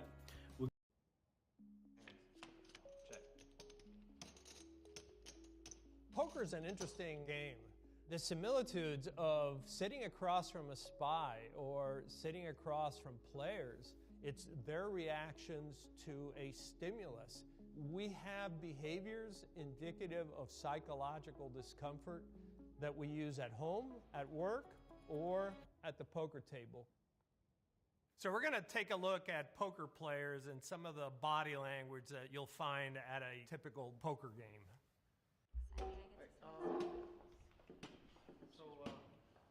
So we'll pause it right there. So one of the things that you first notice is that when a table is called, this is the first time many of them see each other. This is a great opportunity to be looking for behaviors indicative of discomfort. We're going to see the individual shifting in his chair. We're going to see one individual reaching over and grabbing his shoulder. The woman in this case, her shoulders are rather high. And this is a great opportunity, even before the game starts, to collect poker intelligence. All right, guys. Button is good. Button is good. So we'll stop right there. Look where their hands are at. Here we're looking at player number 2 and number 3, and we notice right away that their hands are on top of the cards. Some players will cage their cards. Some players will put their hands directly on top and press them down. And they may do that because the cards have now increased in value. Player number 1 tends to keep his hands very close to his body. Player number 4, she's actually withdrawn her hands from the table because when we like things, we tend to move our hands forward. When we don't like things, we tend to move the hands away. These guys are my cards. So as we look at player number 3, I'm often asked about players who shuffle their chips. What you're really doing is self-soothing, and this just helps you to make it through the game, and that's really all we're looking for. Oh, come on. Okay, so we'll stop right there. Player number 5 is sitting there, arms crossed. You don't see a lot of activity. That doesn't mean he's not transmitting a lot of information. On down the line, I want to see where those thumbs of his are, because he holds them very close when nothing's going on. But does that change as the game evolves? If you're looking at nonverbals, it's often useful to look at them at double the speed, because all the nonverbals that are critical jump out at you as though it were a caricature. All right, so stop right there.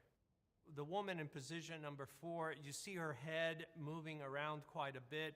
Player number 3, you see a lot of activity with his hands. When we look at player number 5, now his hands are fully out. This is as far as we've seen them before. At this point, we know that he's engaged and that he's interested. Now the game is out in the open. 75 to 80% of the information we need is sitting out there. What you often see is everybody's looking at their own cards or looking at the community cards rather than looking around. You should be looking around to see, well, what was the reaction, because you're going to see that reaction again. You know, in poker, we used to say that you can have a poker face, but I countered you can't have a poker body. Somewhere it's going to be revealed. When I was in college in the early 70s, there were really no courses on nonverbal communications. You quickly realize that, to a great extent, it's really about what you can interpret from behavior. And so we talk about nonverbals because it matters, because it has gravitas, because it affects how we communicate with each other. When it comes to nonverbals, this is no small matter. How to get ripped within 30 days without gym and dieting. This genius US Navy SEALs device to get incredible abs within 4 weeks without working out or dieting is taking over the market like crazy in the US and Europe. Just use it on your stomach for 15 minutes per day to melt belly fat and build incredible abs. It was developed by the US Army for the Navy SEALs to massively improve their strength in training and combat, giving them a huge advantage. Politicians realize that nonverbals are important. And so when they choose an outfit, when they choose how they're going to come out, whether or not they're going to be smiling or shaking hands, one thing I can assure you, this has been rehearsed many times. It is theater. It's absolute theater. And one of the things that we will be looking for is how well these actors do their job. My name's Joe Navarro, and for 25 years I was a spy catcher with the FBI, and I am a nonverbal communications expert. As we approach the height of the political season, the question I'm asked is, what do you look for in the body language of the people that will be in the debates? I look at everything that's involved because we have to look at all the nonverbals. We always notice when the candidates come on stage, they're always waving at somebody in the audience or pointing a finger and so forth. Sometimes these are actually bogus gestures because they know the cameras in the audience will take pictures anytime there's a large gesture. And so they may actually do these things with no one in mind. You'll notice that rarely are debaters allowed to stand or sit close to each other. Usually there's at least 7 to 10 feet of space. And the reason for that is debaters actually don't want you to see that there's a height difference. And so by separating the two individuals, we don't notice that difference. You'll see an unusual amount of the color blue in the background, somewhere between the color of the ocean and the sky, which is soothing to the human brain. The wearing of a navy blue suit, white shirts, often a red or burgundy tie. Subconsciously, we see the significance of that because it is what we see in the American flag, red, white, and blue. What's really become ubiquitous is the lapel pin of the American flag. This is something that 30 years ago, even 20 years ago, we hardly saw, but now it's almost part of our attire. If you think about it, is someone less patriotic because on this day they're not wearing the American flag? Of course not. This is reaching out to you at a subconscious level. It's part of the theater, part of the orchestration, which we now demand. We're looking for their behaviors to see, are these consistent with what we have seen in the past? We certainly shouldn't be using body language to try to determine if they're speaking the truth. These are orchestrated events, and that's not what we use body language for. We use body language to supplement and confirm what we are seeing. Are the words being supported by the gestures, or are their gestures taking away from their words? What I look for is, as the moderator asks a question, do I see lip biting? Do I see any kind of ventilating behavior, such as pulling on the collar? Do I see any kind of facial distress? Do I see furrowing of the forehead? They can, in fact, take care of it if he just stay out of the way. Look here. Oh, really? Here, oh, really? Here's the thing. Anything that might indicate to me that the individual doesn't like the question he or she is being asked. Would you shut up, man? Listen, who is on... The other thing I look for is any kind of hesitation, throat clearing. Are you willing tonight to condemn white supremacists? Sure, Are you I'm prepared willing to do specifically that, do it? Perhaps the raising of a shoulder, the lowering of a shoulder. Stand back and stand by. Anything that conveys lack of confidence. I want to see the hands. I want to see those thumbs that come up, because when we're confident, the thumbs pop up. When we lack confidence, they come down. I want to see if there's any kind of steepling. Steepling is a high indicator of confidence. Or do we see the interlacing of the fingers, which is I'm struggling with something or I'm having difficulty. One of the ones that you may not even think about, nothing will ever be said, but you'll see behaviors like the light touching of the eye with the fingertip. This is both a blocking behavior and a comforting behavior. One of the facial nerves that attends to the eyelid, the minute we put pressure on that nerve, it begins to send messages to the brain to calm down. What in essence they're saying is, I screwed up, or I really don't like that. One of the things that happens in political debates are the things that we never planned for. For instance, in 2016, now President Trump walking behind Hillary Clinton during the debates, it almost looked like he was stalking her. I mean, I can just imagine me trying to talk to the camera right now with somebody loitering behind me. That actually actuates a limbic response. So we may see behaviors that arise as a result of the action of another candidate. And we certainly saw that in 2016 when some candidates refused to shake the hands of others, or when humor was used when it really wasn't well intended. And that's when we see authenticity. That's when we really see what is in the heart and the mind and the sentiment of this individual and how they react to it. Gestures and communication are all intertwined. They're not two separate things. We know that because we've done research, and when we restrict people's hands, they in fact have less recall, they're in fact less energetic, and they communicate much less. We used to say, you know, when somebody in authority gestures, they need to gesture wide and they need to gesture smoothly. And of course, in the Zoom world, those gestures need to be up here where people can see them. Humans are so sensitive to nonverbals that if I were to point my finger at the audience and say, you, we actually have a visceral reaction to that, which is usually very negative. Now think about how many times a school teacher has called on us and gone like that. We know that if we turn that gesture into an open palm vertical gesture, we like that. We prefer that. Probably the most popular one is this thumb gesture that you often see. The candidate is making a point and the thumb is just barely sticking out from beyond the index finger. Anytime we grasp something, we're saying, I'm talking to you about something that's important to me. I'm sort of grasping it, which is to be differentiated, for instance, for when we talk and we say with precision. So this is a precision grip. I want you to think about this.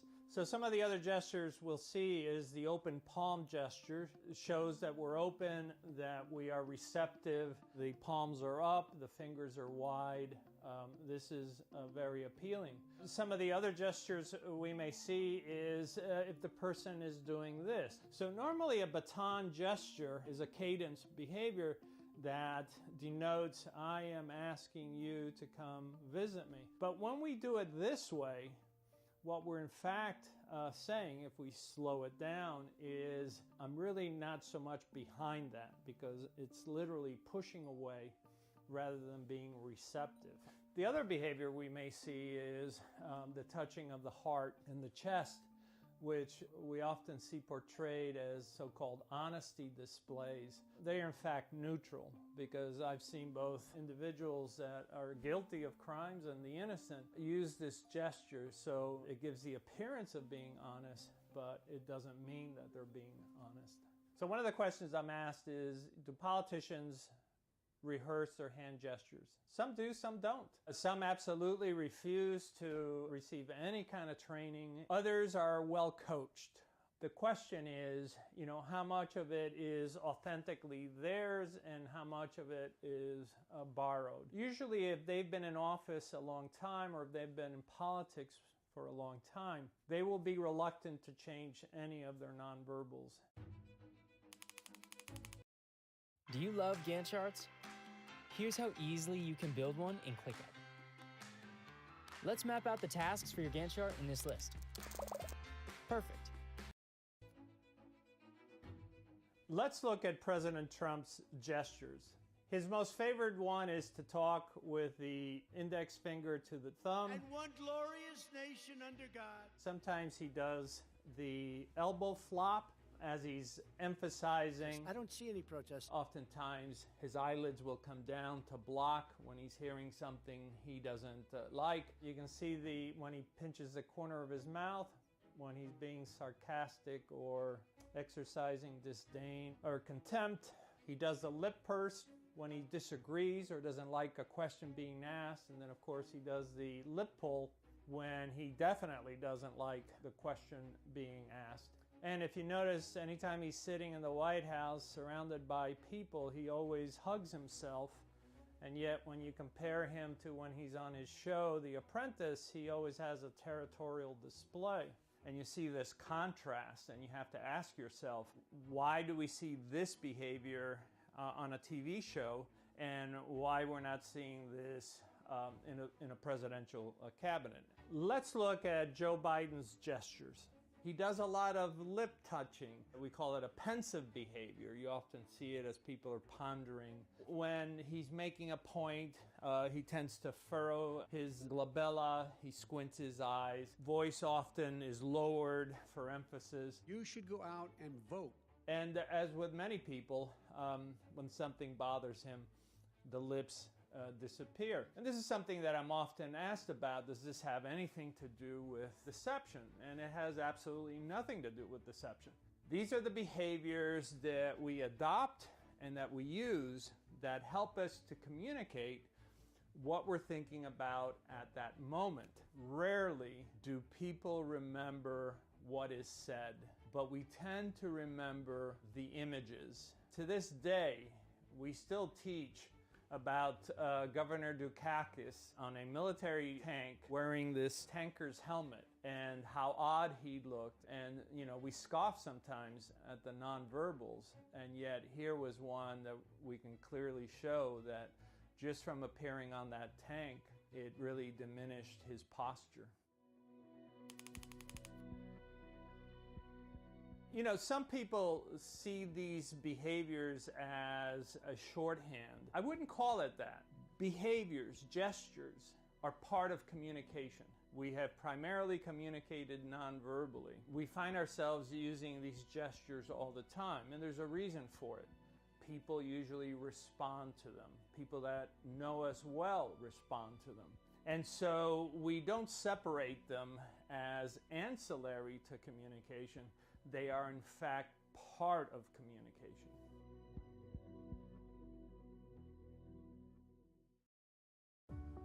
Honey offers you smarter home insurance that helps prevent avoidable accidents in your home.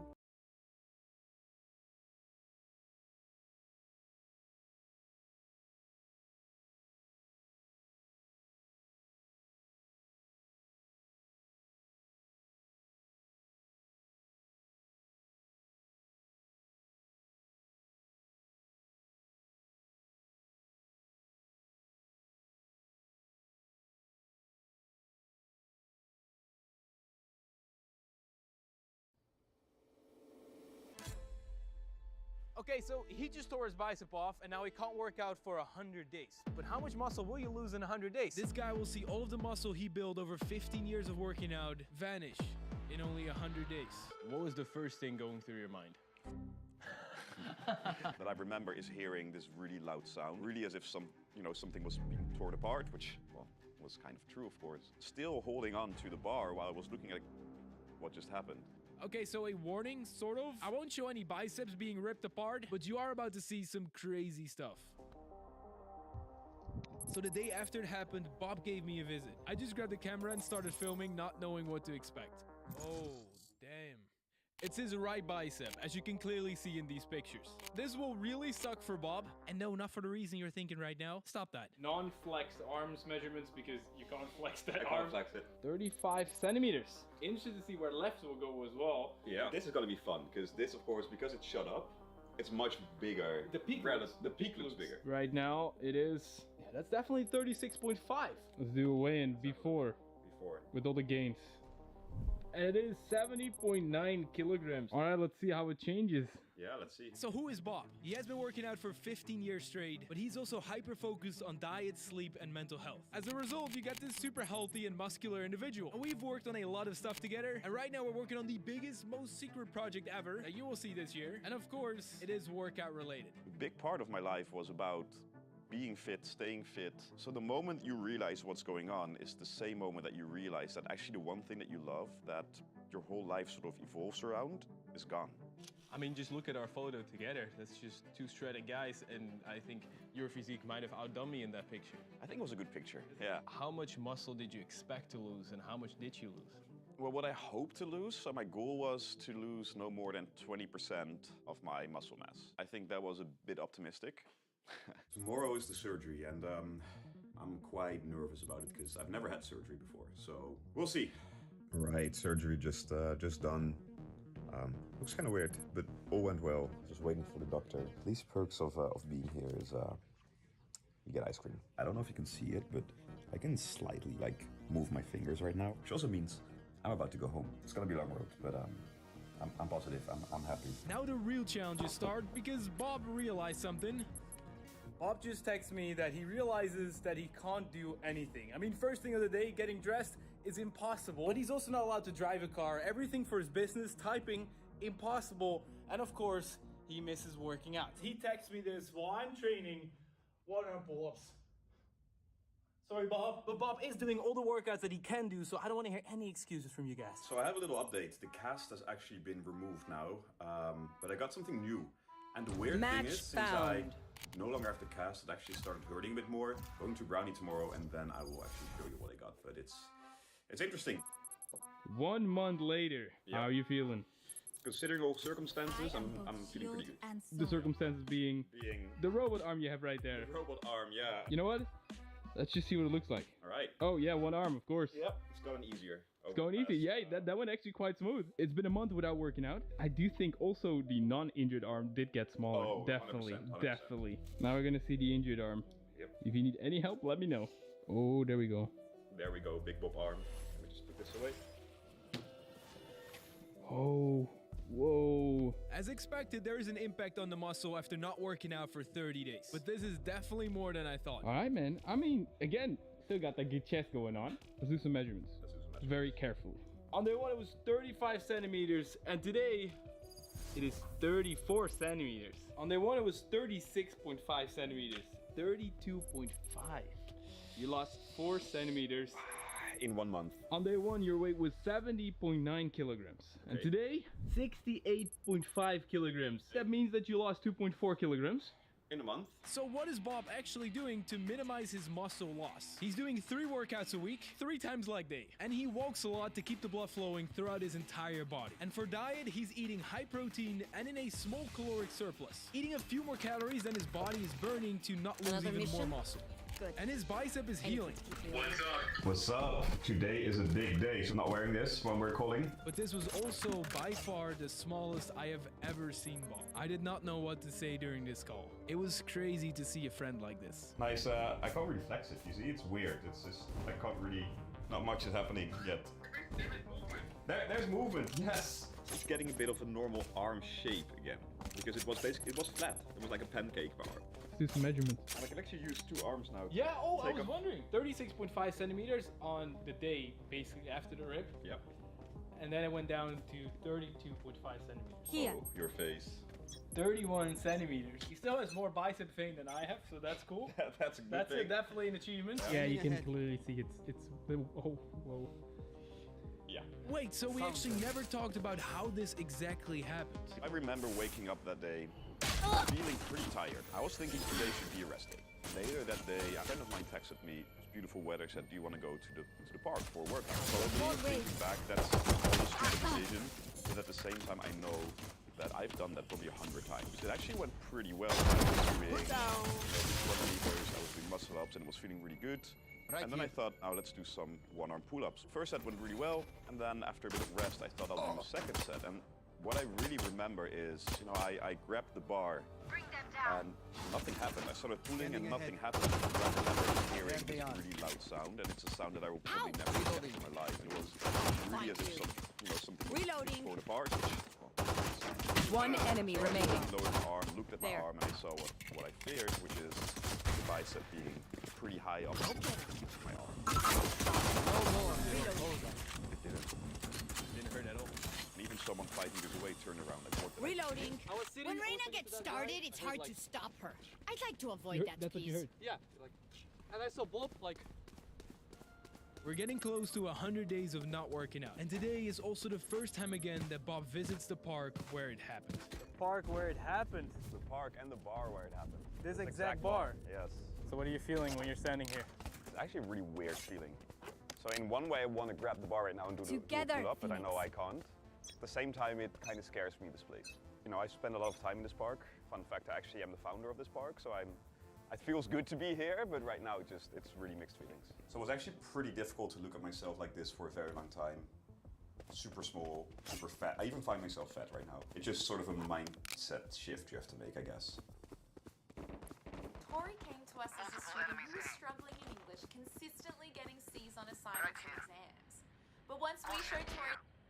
Okay, so Bob just called that his Facebook account got hacked. He now lost his Instagram page forever, and that they stole a insane amount of money. This is brilliant. I really hope he stays positive.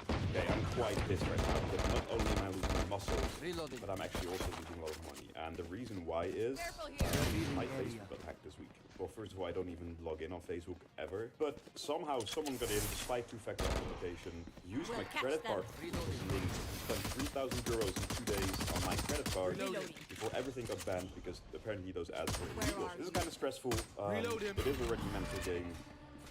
This whole losing your muscles and everything. My Instagram is permanently deleted. 30 seconds left. I was posting a lot of things there about my journey, put a lot of time in there, and it just deleted. We're gonna fix it somehow. I'm first gonna try and get my money back, and then I'll see if I can get my Instagram back. But 3,000 euros is a lot of money, so. How much did I lose? I know I went from about 71 kilos to about 10 seconds left. Spike planted.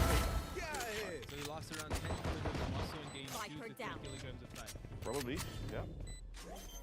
But now we're going to get it back. Got here. Yo, what's up? We good. We good. Got an update. Tell me. We can start a 90-day challenge. No way. It is time. Because if you want to go, I challenged him. How you doing? Fine. In 90 days. We're gonna do a 90-day challenge together. Operation Bob Back to Fit. Let's do it. How are you feeling? Excited.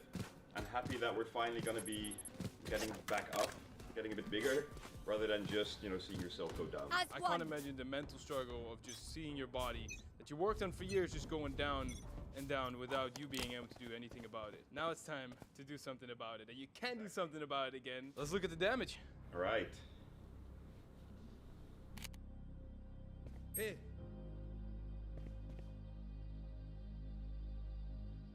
So what do you think yourself? I think by now, maybe not as bad as I expected when this happened. But it's still very bad. Yeah, compared to your previous physique. I do have to say, I feel like you got a bit of volume back. I can carry things again. Opening doors, so pushing, actually. It's like small things that sound stupid, but I didn't do those things. You can drive a car again? I can drive a car again. I can ride the bike again, which for Dutchies is important. Let's do some measurements. So with which arm should we start? Can we do the good or at least the nowadays? The good arm. Alright, not the injured arm yet. Today, it is 32 centimeters. Revealing area. That really makes me scared for my right arm. This is gonna be a good transformation. Better be. It better be. It better be. Are you ready? No. Let's go. 31 centimeters. Okay, okay. 2 weeks ago, it was also 31 centimeters. Yeah. So Last you didn't player lose more. standing. Not here. 30 seconds left. One Didn't lose enemy there. So remaining. actually, last time we met, Bob was probably at his smallest, around 64 kilograms. But after this, in order to slow down the muscle loss, he started eating a bit more calories. As today's weigh-in shows. Are you ready for the weigh? I am. My power does Let's stop not on the end. scale. Alright. Today Ask he for weighs aid, and you shall 66.6 receive. kilograms, 146.8 pounds. So Bob definitely lost around 10 kilograms of muscle, and he gained a bit of fat. He still looks great, but it also feels like years of work has just vanished. But we're going to get it back. Bob is now able to slowly start working out again. 1 kilo. 1 kilo. All right, full range of motion. Come into the unknown. This actually feels kind of heavy. In the next episode, you will see his 30-day transformation. Subscribe to not miss that. But also, YouTube decided to demonetize our previous 90-day challenge episode, which means we missed out on thousands, and each of these episodes take thousands to create. You can support the series by checking out the first link in the description, MyProtein and Gymshark. They have some epic New Year stuff going on. But also, you can start your own 90-day challenge, first link in the description. By the way, the giveaway winner of 1 year's worth of protein is this. Congrats! And also make sure to subscribe and follow me on Instagram to join the next one. Spike planted.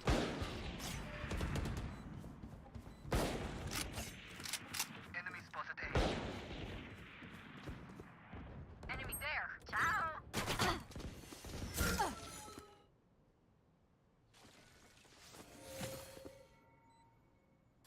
Barrier created. No charges left. There. Nice, nice. One enemy remaining. Come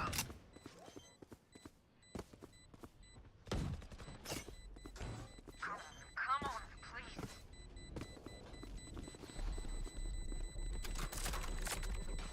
Push no button. Save the day. Easy. Remember, stay out of the fire. Super high level tactic. Remember that, yeah?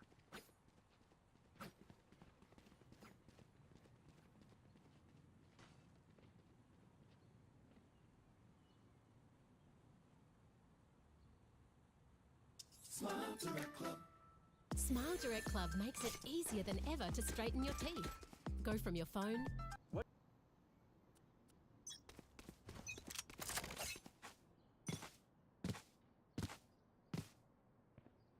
do you get when you combine an Army veteran, a professional White House chef, and a master ice carver? Oh, and don't forget 24-inch biceps. You get Chef Andre Rush. Today I'll be putting you through the ringer, testing my skills to see if I have what it takes to keep a president's mouth satisfied. Caution here.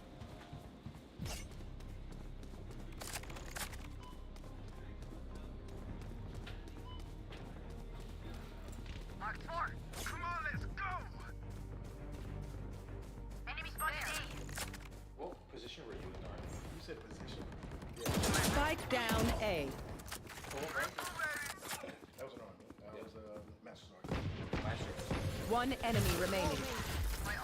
Flawless. Your service decoration. This pleases me. You're going to be making a plastic. You don't need You're nightmare also going to powers do funny to see them. potatoes, and you're going to do a rainbow chart. You get one question. Each one that you do. I'll tell you, if you forget it, that's on you. And also, you're going to be doing some push-ups. How many have you done today so far? 2,222. No shit. And counting. Really? And counting. What, you're gonna do them with me? I'm going to do push-ups. Oh, okay. Actually, we're going to go up a little bit more. I was going to have you do about 500. Now we went to 550 just for touching me. Am I like the sous chef today? Am I your cadet? No, you're. I can adjust to any position. No, you're not a cadet. You're not. You are nor a sous chef. Okay. Okay. All You're right, just. I'm just You're just here right now. Okay. We'll start off. Main things: puff pastry. I also have you a utensil tray. I'm overwhelmed with tools. So that's tools or. Can I use this one? No. That's mine. Show you. I respect a man that texts me. A lot can go wrong when exposed. Right here, it's the beef wellington. Now, what's the first thing that you do? Remove the fat. Last player standing. Yeah, there you go. Okay. I just want to try it. Oh, okay. What? All that meat's on there, right? Yeah. You don't get it. One day. For the dogs? No. No? No. No? This is a tenderloin. Why would you get this to your dogs? I love my dogs. I love animals. I love animals too, but I'm an animal as well. This is for the dogs, though. No, that'll kill them. I'm intrigued by this thing, though. Intrigued? Yeah. Which president liked beef Wellington the best? If I made it, everyone. What? They all loved it. Y'all loved it? Yeah, I did. Well, of course. I have no choice. It's carbs, though. I can't have that. You can't have what? Carbs.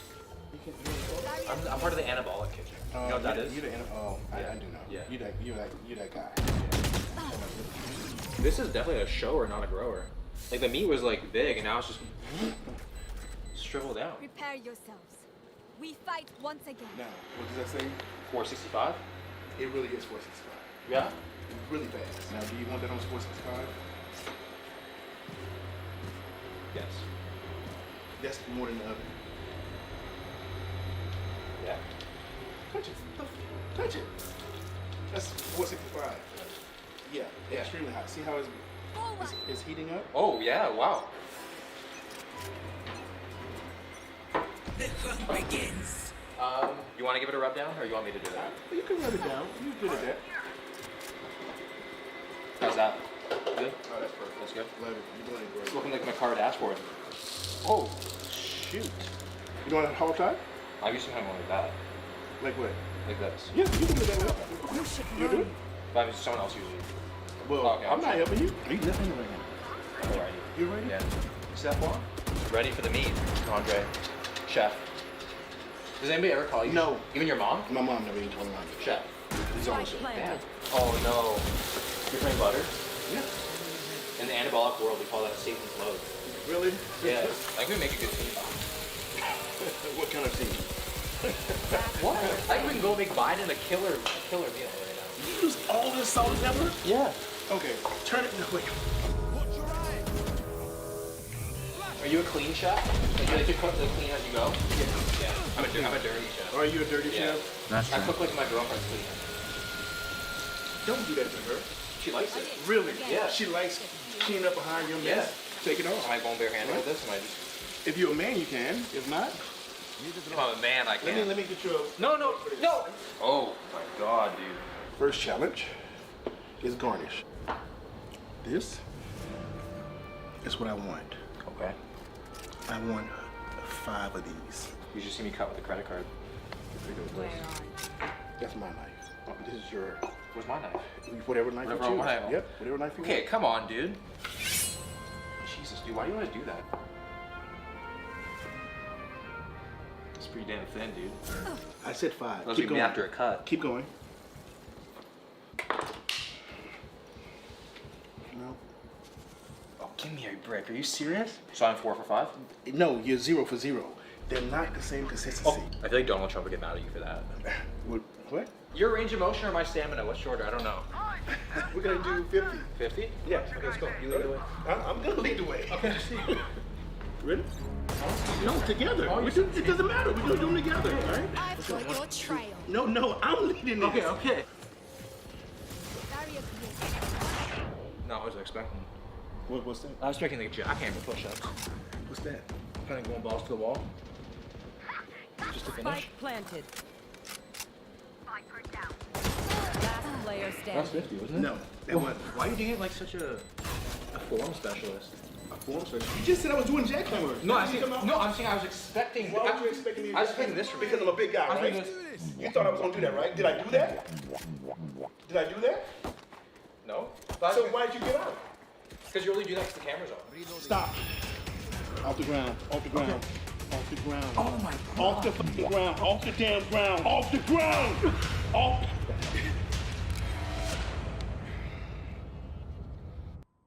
Are you making these 3 exfoliating mistakes? Exfoliating with a loofah. Loofahs are breeding grounds for bacteria, mold, and mildew.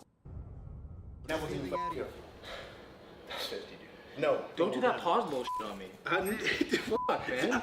I'm leading this. Dude, don't do the pause bullshit. Spike down B.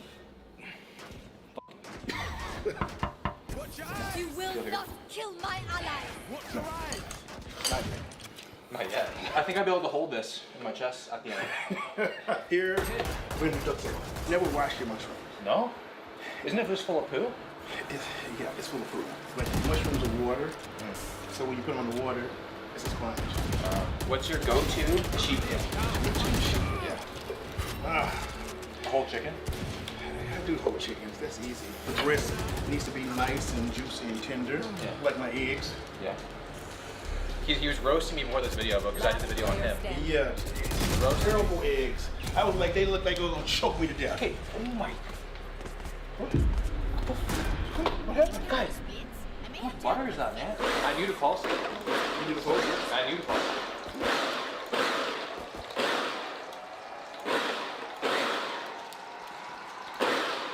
Let it roll.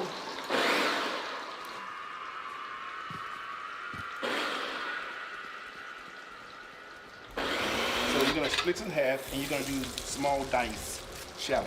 You have 60 seconds to Let's go. time.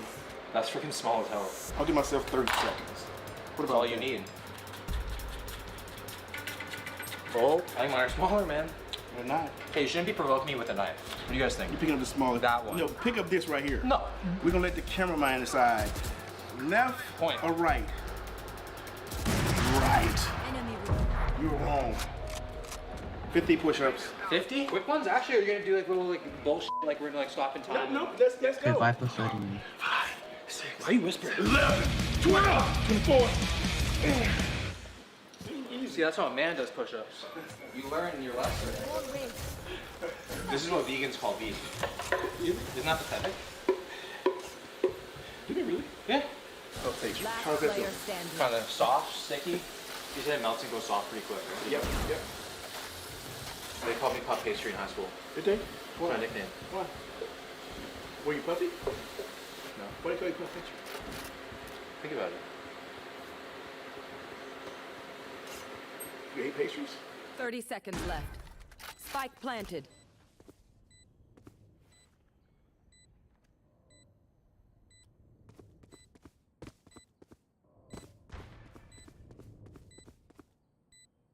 One enemy remaining.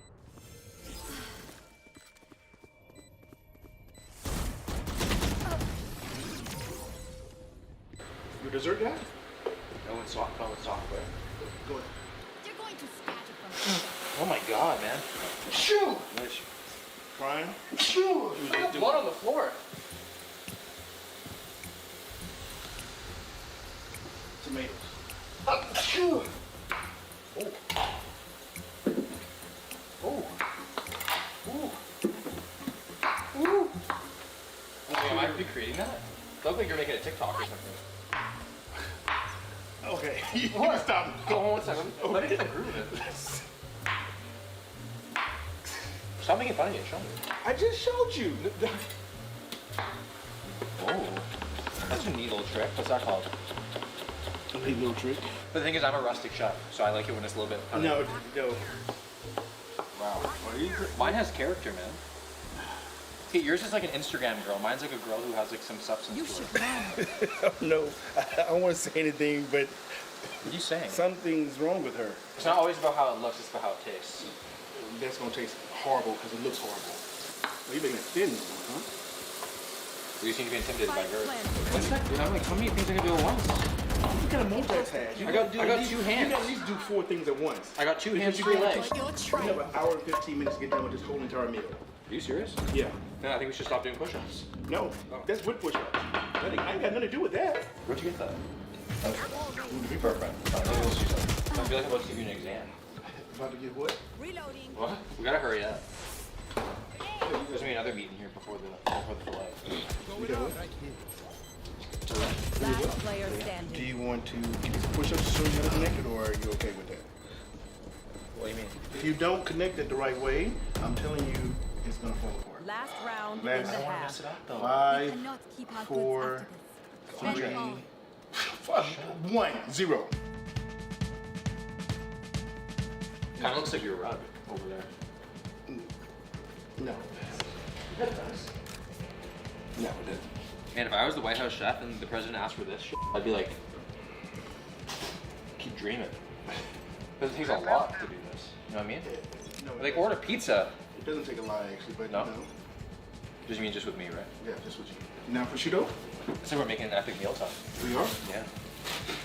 This is literally the hardest part. Start right here in the middle. And then go out. Go here, go there, and there. Nope. You know what? Let's just push up. Hell, no. Push up. No. Too late. That was a joke. Too late. On the ground. You actually know fun, bro. On the ground. No fun? Push-ups are fun. 45. Yeah, what's that? No. 50.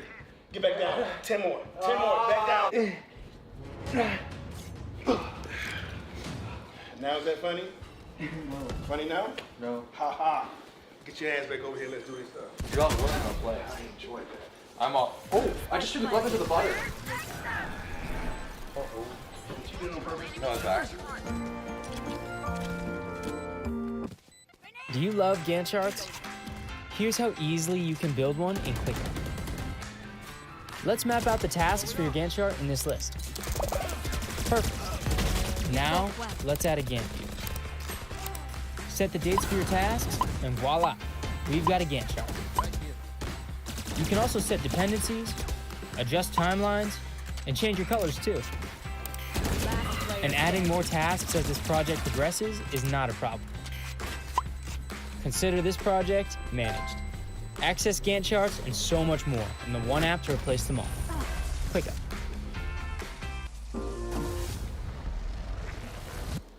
Let's just see if you want to eat. Switching sides. What? You're gonna feed me a piece? Yeah. Really? Yeah. 15, 16, 17, 18. You're so not fun. You know what to do. Ask me again. Why are you shaking your head, dude? This is completely like it's like I can't even see You them. need to have those I can't even holes see still. prosciutto anymore. See all that pink in there? Hey, dude, I want let's to see all. You want what? What? I call your bluff. I call your bluff. I didn't bluff. I don't bluff. That's bullshit. I'm telling you. Wow. Look what we've created together. Do we need to put Dijon? Oh, we do gotta put Dijon. You're right about that. Okay.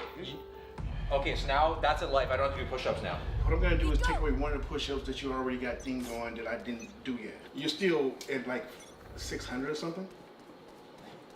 What? You're gaslighting me. I don't know what that means. Nope. That's what gaslighters say. There you go. All right. That's the first words of encouragement you give me today. I said, there you go. Yeah, there you go. I was talking to myself. Oh, this isn't to make the meat go so easy. I'm sorry? Why did you do that? What? Why did it make me go down so easy? What should we call this? This is our child. What do we call it?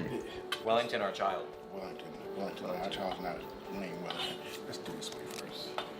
No, let's put this like this. Put Wellington this way more. There you go. You will put Wellington this way. You said that. No, you said no. I know you're wrapping that tight. It's gonna finish in seconds. I'm gonna do this together. I'm gonna come this in. We have a kid. We're doing this together. Oh my God. 3, 2, 1. As a team. Sorry. There we go. Oh my God, it's an actual infant. You're gonna soothe it? Here you go. I know you would. You can soothe it. No. Here you go. This is our child. This is me and Andre's child. No, this is not. You know what? Push-ups. No. Push-ups? No. Yeah, for the child. You're gonna make him act up. You just want to see this family dynamic. Gentle. Right on top of this. One enemy remaining. Here. Here you go.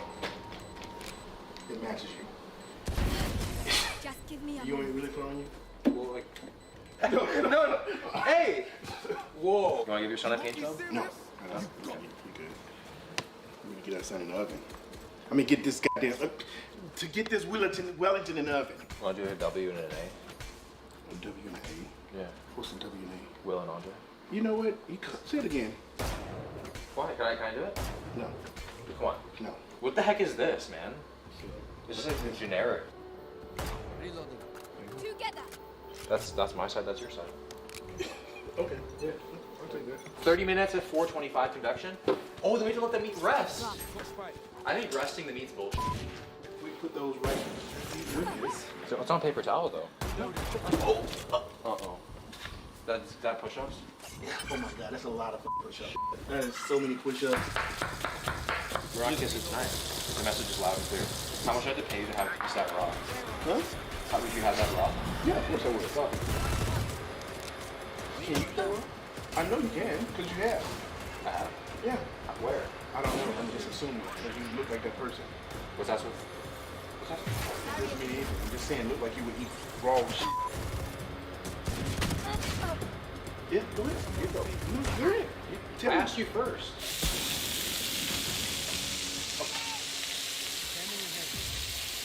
Yeah, it was your size for a toddler.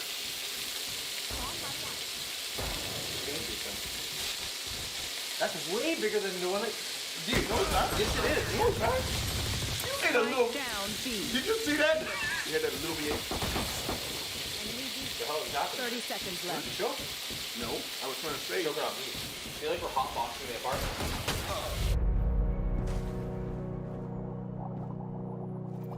Oh, yeah. Oh, that's my color right there. Pinker the better. Yeah, I'm okay with that. Yeah, I'm okay with that. So we're gonna go head to head in plating. We have our 10 Swiss seconds chard, we have our sauce, we have the potatoes, a bunch of garnishes, and then Patrick is gonna be the one who dictates doing 50 push-ups. Last player standing.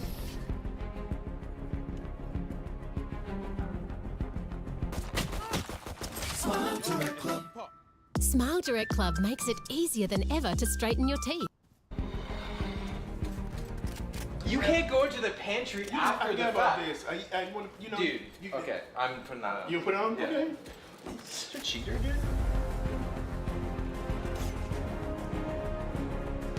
Bro, hurry up, man.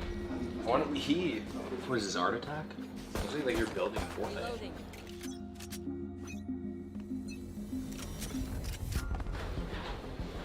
Looks like I'm sleeping over.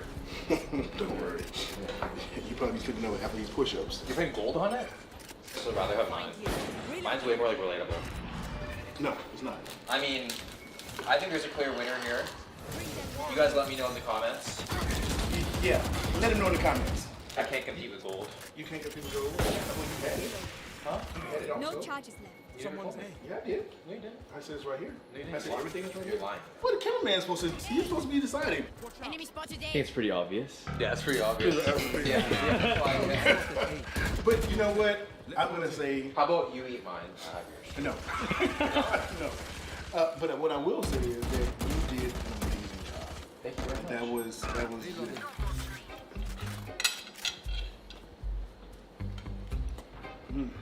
I know you go by chef, but I want to call you Daddy right now. Holy shit. What'd you give this out of 10, Andre? Ready? Together at the same time. 3, 2, 1, 10. What do you say? 20. You said 20. Oh, okay. I mean, I'm a beat guy. You gotta beat me. 30 Get seconds it? left. No, I don't. What's wrong with you? I'm a beat guy. Get it? So if you guys enjoyed the video, make sure to drop it a like, subscribe to the channel if you're new, and I'll see you guys in the next one. How many more, Andre? Standing ahead. 10 seconds left. Spike down B. Last player standing.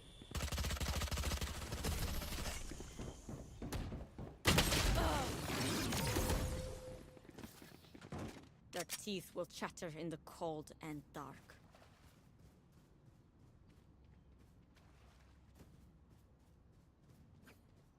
Entre no aquário para o evento Radiância Revelada. Uma celebração de 2 dias de tudo que é radiante. De música a gastronomia a arte. Será um fim de semana de que não se esquecerá tão cedo.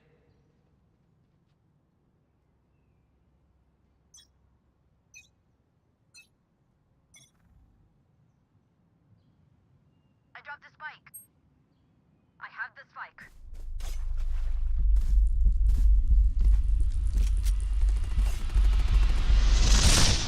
Here is the video to finally please your needs, the long-awaited Stevie and Frost duo. Now, I must say before this video begins, I had to sacrifice a lot to play with this man. He's picky. As a matter of fact, I didn't even know we were duoing. I woke up to a knock on my door and a letter in my mail saying, Steviest Monday when, 12 o'clock, be there, Stevie. I had committed to this duo without even knowing, and when I arrived on the island Monday, he made me sign a contract, going against everything that I had swore I would never do in Rust, upload a video on a modded server. and to add insult to injury, his modded server. Now at least he treated his guests nicely. My trip across the seas took longer than expected, and in that time he had built us a small shelter, and he backed me in. Hello, beautiful, beautiful boy. Dude, did you go to the grocery store? Why? You took so long. No, I did not, because I was busy. I was actually busy doing something. Doing a Raid Shadow Legends ad. Join large-scale battles.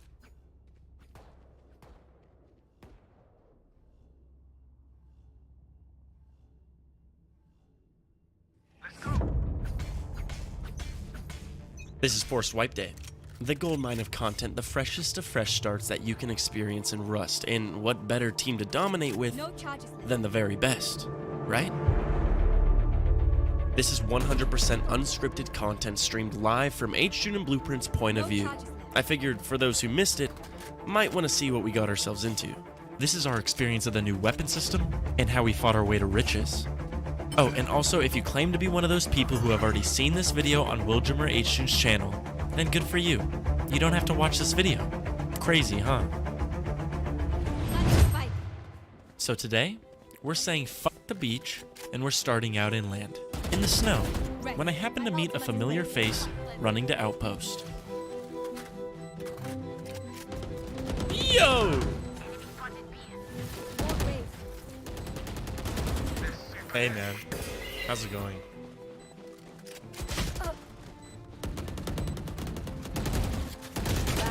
What's going on, dude? Hey, what's going on? Oh, hey, dude! I was like, that guy sounds familiar. Dude, everyone's just kind of like agreeing to not attack each other. Like, I'm farming with hatches right next to 3 other nakeds. Hey! Hey! Wanna farm together, dude? We'll come off a little bit more intimidating if we're farming together. Exactly. I'm at the entrance next to the train station. Okay. Can you guys get metal? Like, do you guys have enough to get metal so we can get a code lock going? Where should we build though? I'm thinking, like, honestly, like maybe abandoned military base. What do you think? Ooh, building an unraidable fortress near abandoned military base? You know, like the really small cactuses? I call them the penis cactuses. Nah, actually, those are like average sized cactuses. Yeah, no, they're perfect size. I think 5 is above average. It's cactuses, just the no? right size. Yeah, right? I think yeah. Yeah, I think so. Also, I think that the smaller cactuses just have really good personality. Better. Yeah, I think so too. Those ones really speak to me. It's about how they use, yeah. I have huge gains already, 250 metal frags. What am I crafting with this? Holy crap. Should I craft like a sheet door or anything? Oh my god! Guys, there's like 4 guys up the hill. Like right next to our base, right above our base. Blue, we're also 4. We're also 4. Relax. Yeah. I know, but I'm alone! Help me! Oh my god. Yeah, probably just hit one. I'm hit. Hit the one close. Hit the one close. I can't die here. They're holding double. Yeah, I know. Hard. Yeah. They're not even looking at us. I'm hit. I'm headshot dead. Man. I had so much on me. Hit that one on the left. Hit the one on the left again. He's twice. Okay. All behind that's true. Yeah, all behind They're all camper. behind the camper. Match point. He's looting my body on the left. Wolf headdress is low. Yeah, there's a lot. It's fine. You should have came to that base. Yeah, no. I went after one of the guys that died. Hit once. I'm so low, dude. I'm They're like leaving anyway. I'm gonna make a campfire. Yeah, let's just. Maybe we can't fight this. No, let's not. With a new weapon system and no BPs, it was going to be a race to see what group can get a gun the fastest. And the closest spot to get one would be at the abandoned military outpost directly north of us. This place is actually not bad. We can get guns. Yeah, it's so good for like early VPs, like pistol ammo, rifle ammo, med. Oh, what the fuck? Rifle ammo over here. Sadly, no luck right off the bat with weapons, but we did acquire a bunch of loot. I just brought back so much shit, dude. Yeah, I got We need more boxes. Our base was very close to the only recycler in the area, and not only would it allow us the benefit of constantly recycling, but we would also get a lot of action. There's so many people on that train. Oh my god, there's a 4-man chasing me right now, actually. I can't build here. One's on horse. Yeah. You're Hit one. Hit one with a snowhead. Force doesn't have a weapon. God. Snowhead's just Wing you like a Pepega. I don't know what he's doing. They're running. Hit him again. Nice. Hit him. Hit the other one. Okay, this is a Pepega ass group, dude. It's like they were doing suicides, bro. They just ran to a certain spot and then turned around and ran back to base. I can visualize it now. Oh, there's 160,000 people playing. Oh, wow. I don't think. Do you think they'll be able to see if they come from this way? Like, do you think? I don't think they'll see it. So what am I looking at? What am I supposed to look at? Wait, where's our base? I think the server rolled You guys back. better be talking about rugs. Wait, what the hell? I There's hope there's a sign. rug on our wall right now. Hit him. I hit him too. He's running. Get him. Get him. Shoot him. Another bull guy coming as well. He's dead. What's he doing? He's just jumping. Hit him. Hit him down. Nice, dude. We're owning. There's a twig base over here. What the? There's a wolf headdress up on the rock. Hit him. I downed wolf heady. Good Frost is feeling it today, I'm man. just insane. What can I say? Yeah, you tell him. Can someone get this? Can someone Thanks get for the horse. You're welcome. Yeah, thanks for the horse. Motherfucker. We were progressing fast on White Day, and everything was going in our favor, until I almost fucked it all up. Ooh, there's a red jacket coming down the hill towards our mining outpost right now, 130. He's out there hitting. Oh, headshot this guy! What the fuck? Hit him again, hit him again! Headshot that one! Hit him! Hit him, he's dead! He's mine. Dude, the one left, he's one shot. Dead? Nice. Take those. Oh! He's not. I didn't know they're up! It's dude. All doors we're deep. open. We're deep. Wait, what? No shots. Bro. Yeah, it's all closed. It's all closed. He's not full deep, and he's trapped. Oh, okay. Oh my dude. Yeah, I'm coming from outside right now. Dude, they were not all dead. Oh my, they were not all dead, bro. No. I was they're that. not. Do not open the door. Do not open the door, Yeah, please. let's not be opening doors now. That would be quite sad. I'm coming up from the outside right now. Wait, there any like just? They weren't even close to all dead. We killed 3, locked 1 inside the airlock, and there were still 3 more outside. We only had William left with a crossbow. Oh, there are 3, yeah. Keep pelting him, I'm gonna go try to loot a body. Yeah. Just do not open that front door. Yeah, and let him another out. one? That one's gotta be dead. This guy's stuck inside as well, right? Yeah. I have Do you a have bow any here. extra weapon? Give me a bow, Wildrum. Give me a bow. Yeah, I got a bow. Are they trying to run? What are they doing? No. Hit one, hit one, hit one. He's got my One's shit. on the left. I'm hit. I'm one. Hit one, headshot, one dead. Hit him. Nice. I think One he's dead. more. One's on the left. One's on the left. Headshot, dead. They're all dead. Nice. Okay, one Hey, more there's inside. There's one guy inside. I got nail gun. I got nail gun. We can wipe these kids. Yeah, we have all of our shit back. Nice. Open the front door right now. Open the front door right Hold now. on. now. Just wait a minute. Yeah, we can wait. Yeah, I'm waiting. I'm getting angsty, man. All right, I'm ready. I'm ready. Okay, wait. Ready? Ready? I got Ready? combat knife. 3, Yeah, 2, yeah. 1. Boom, bitch. Dude, Wow. So you can't really get mad at me. I didn't actually lose the base. I just almost lost the base. That was a little The close comeback. for Holy comfort. shit. William, good job, man. Yeah, William, thanks. you being outside was huge. That was almost bad, bro. That was almost bad. Okay, we'll forget about that one. That was a Yeah, big we'll dub. forget about that. Everyone gets one that we just forget about. After that close encounter, we headed back to abandoned military base where we would make our first big breakthrough. It's looking like a pretty good wipe. Almost looking like my best force wipe ever. Almost. This is looking like it's going to be the best wipe ever in Rust. Yeah. In our greatest 50,000 mind- The hours. greatest force wipe in force wipe. 49,000 hours. One Yeah. enemy remaining. My fastest solo How I solo. built my unrateable solo fortress Unrateable playing with solo 3 other people fortress. that also has 50,000 hours. Wait, you forgot the word Solo? Yeah. But it was solo. You forgot the word cozy, dude. Oh, okay. Exactly. My bad. And OP. And hidden. Yeah. No, the And thumbnails mountain. are so good. Dude, I'm just gonna start. I'm gonna put it in parentheses, like when people put movie, it's just gonna be like the most OP group in Rust in parentheses. Also coziest. Also cozy. Also vibes. You're gonna get the both of both worlds. The best of both worlds. Exactly. Dude, I do love William's both thumbnails, worlds. right? William's thumbnails are this, right? Oh, what the? Okay, sorry, there's another guy in here. And then like the actual base is this. What the fuck? He got a gun. What is that? He's down. What That's a that, SAR. man? That's a SAR, I think. That's a SAR. No way. Damn, that's It was a SAR. Let's fucking go. No way. No way. So that just happened. There was a guy. His little cemetery hard work. Bring them. Value means more at Macca's. Grab a cone with a Cadbury flake for just $1.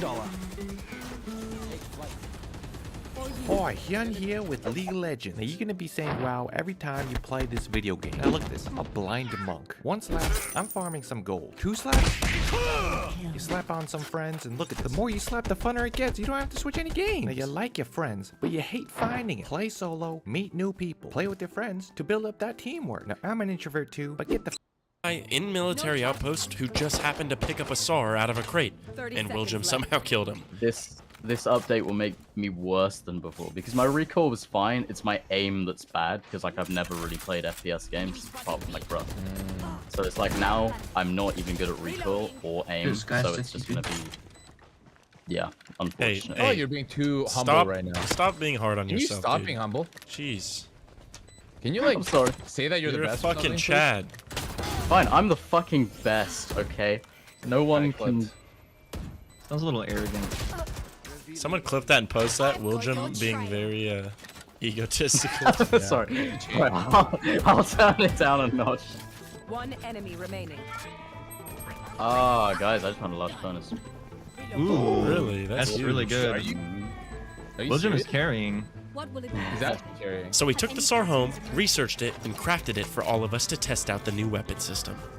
I used to like when you'd hold the SAR differently, man. You know, when you'd wrap your whole hand around the shaft. Wait, sorry, what? I do love that. Sorry, we were talking about the SAR. The SAR.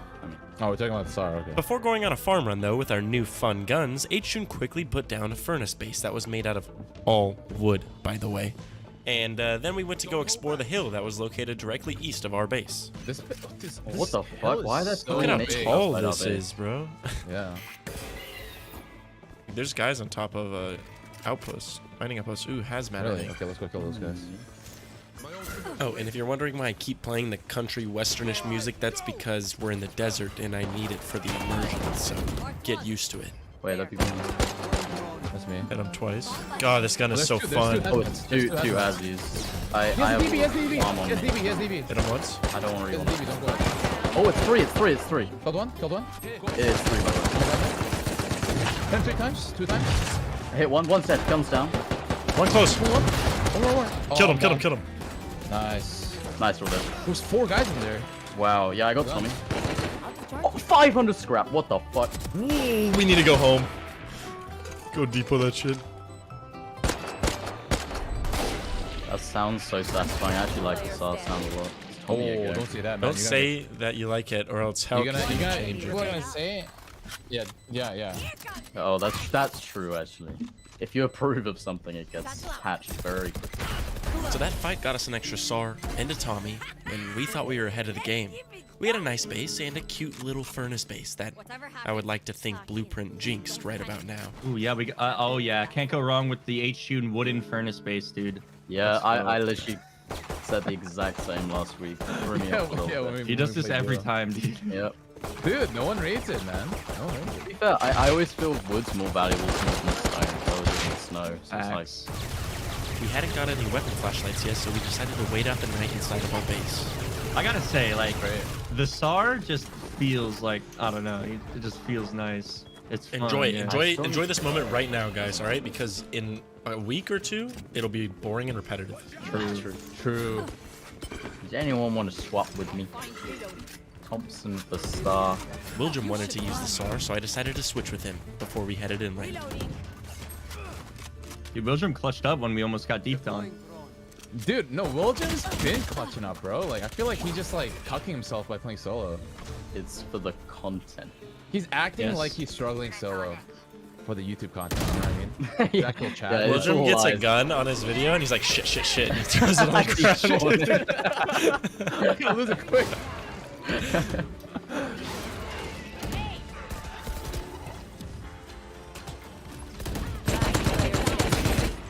Spike down. Defenders win.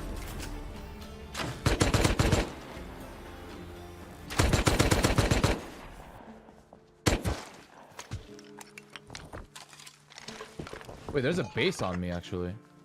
Top of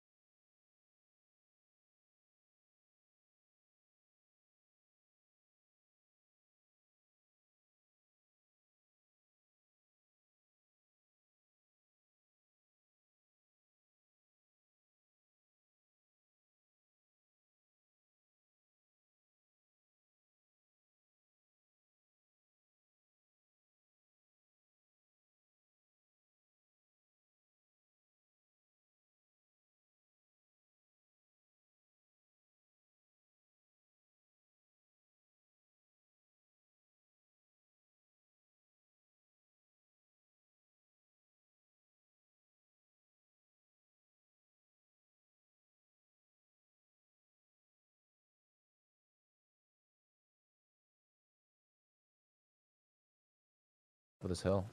A base in Rust? A base? A base? On this server? You good? Yeah.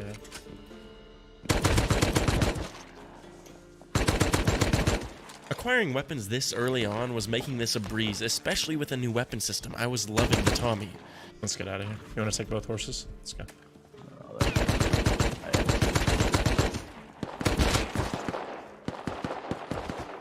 No, bro, this SAR is not okay. Did you kill him? I'm sorry. It's not okay.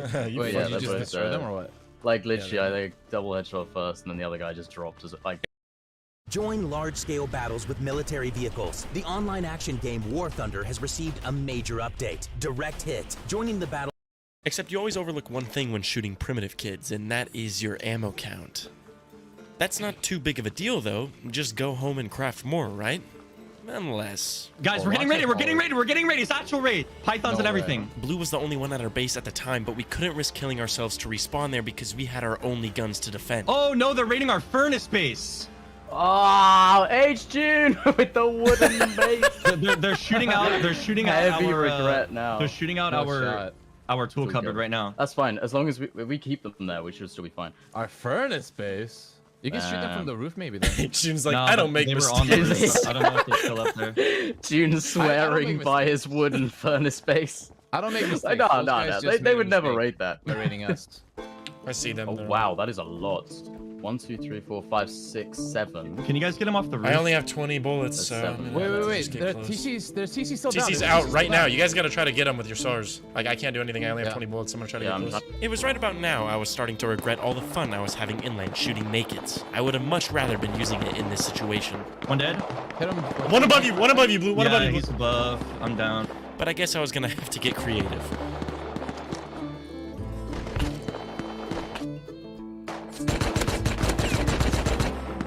They're still there. 3 times? No flank and left.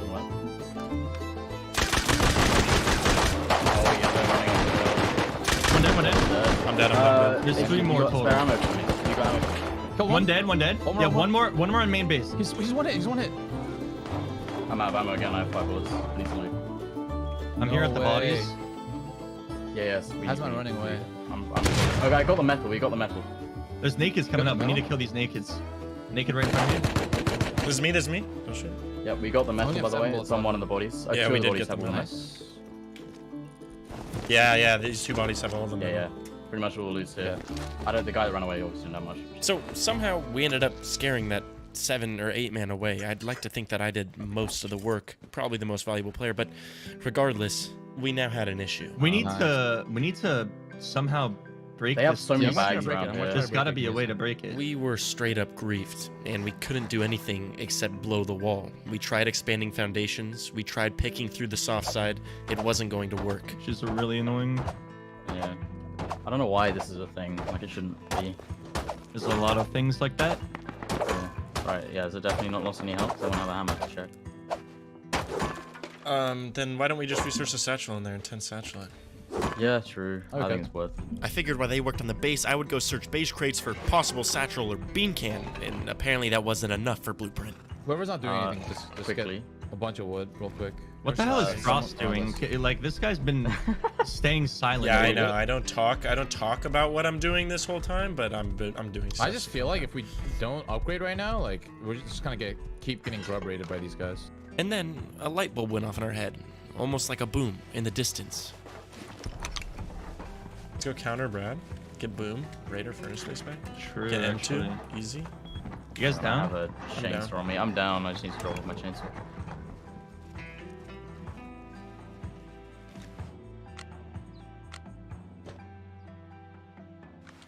There's one in that tower. Just wait.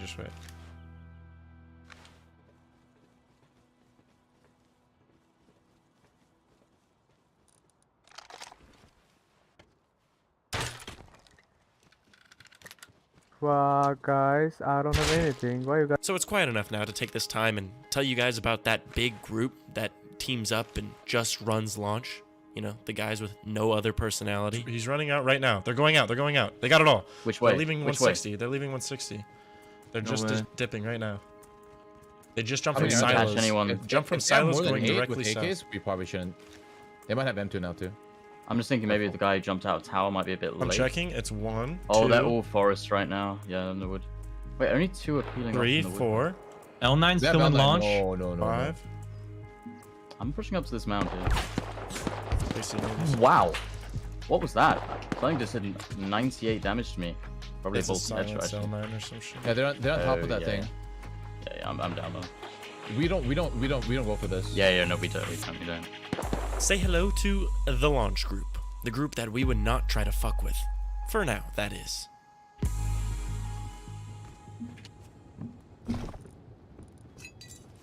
I think I'm definitely going to make a tier 3 right now. Mm-hmm. I'm dead. Oh my god. I'm going up on roof. Fucking Python, not good. Dead. Jesus. My sounds are bugged. I don't hear anything. I hear nothing. Guys, just so you know, this window here. Yeah. You feel me? You can look through it and It's see this- Yeah, you can see like door campers. What are you saying, you know bro? what it is, I was grabbing your metal frags from your stupid furnace base that you didn't secure and coming back inside, and he was there. I hear Cross. Is that you, Crossy? I just heard you. That was me.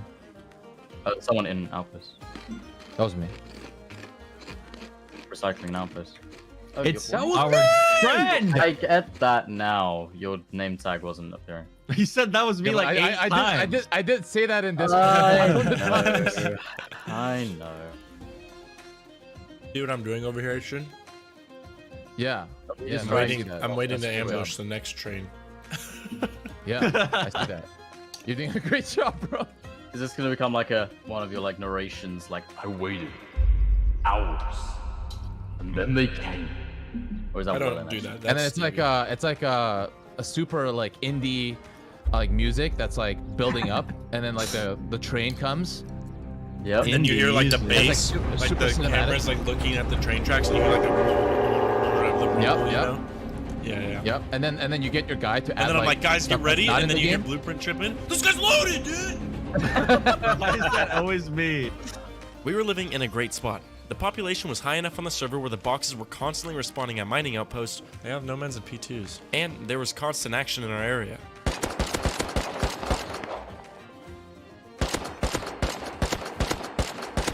Dude, they're jumping in that hole. Wait, they're getting into a hole?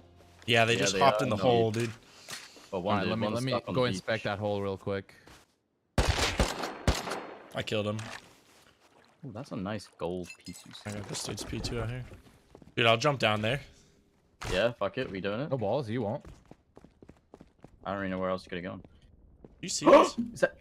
Oh my god. That's me. It was after this PvP encounter that we were presented the opportunity to take our biggest W of the day. Oh, let's go counter those guys. Sit in the forest. Yeah. I'll let. Wait. We could. No, that's Bradley, isn't it? Yeah. That's Bradley. That's what I'm saying. We know where they leave. Yeah, we could do that. That would be easy, man. Easy. Easy clappers, man. Odds are, this was the same 8-man that we saw last time taking Bradley. This time, we would set up an ambush. He's on top of, there are two. Like, there's still Nomad suits, a lot of them. One's on top of tower building with Nomad, one's on top of Grinder. We're on top of the... Nomad. Dude, you're on top of the zipline? Yeah, I am. That's big, dude. That's big. Okay, can anyone kind of, like, see? Or... I can see everything, yeah. Okay, so just kind of... Oh, they're going back, they're going back, they're going back, they're going back, going back. 250. Okay. Oh, I see. Wait, they're past me. Yeah. Come on. I'm ready when you guys are. You ready? Go. Got one. One set. Got two. Two dead. Kill one more. Kill the other. 4 dead. One more pushing you. Kill dead. Down. Go loot. AK on the left. AK on the left. I'm gonna worry about the guys coming back. I'm going down. Down one coming back. Hey, AK. AK's out in the open. So where is AK? Hit him twice. He's in the rocks. No, I'm dead. Hit one 3 times. I hit AK 5 times. Might be dead. They're L9ing me. I tried my best to hold them all from running out of the base, but I was just outnumbered. And our team was stuck fighting one final AK kid. AK set. Nice. I'm dead to AK. I'm Just run, Will. Just run, Will. I got down from so I'm far dead, away. I'm dead. Get out of there, Yeah, I'm Will. running. I can't reach AKs on a rock. Oh no. Damn it. And just like that, we lost the fight. We realized that since that large group was controlling launch, that there might be a lot of players underground.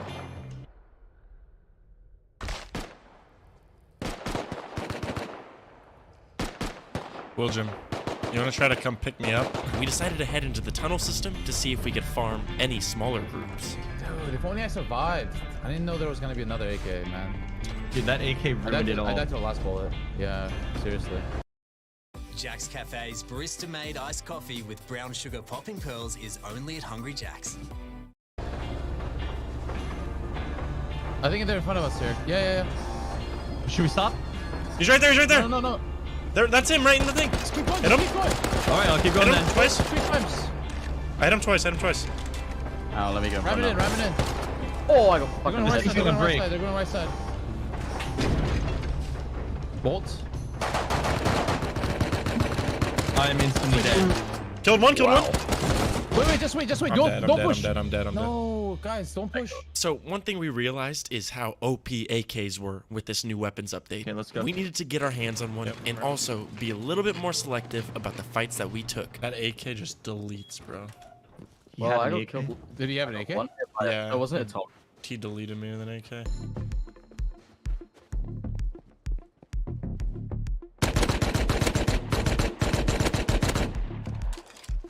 This dude had 2 SARs on him. Oh, nice. Down. Guys, 3 guys.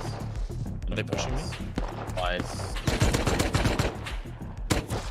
Nice.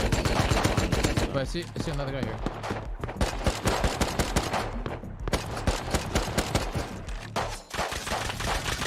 Nailed him.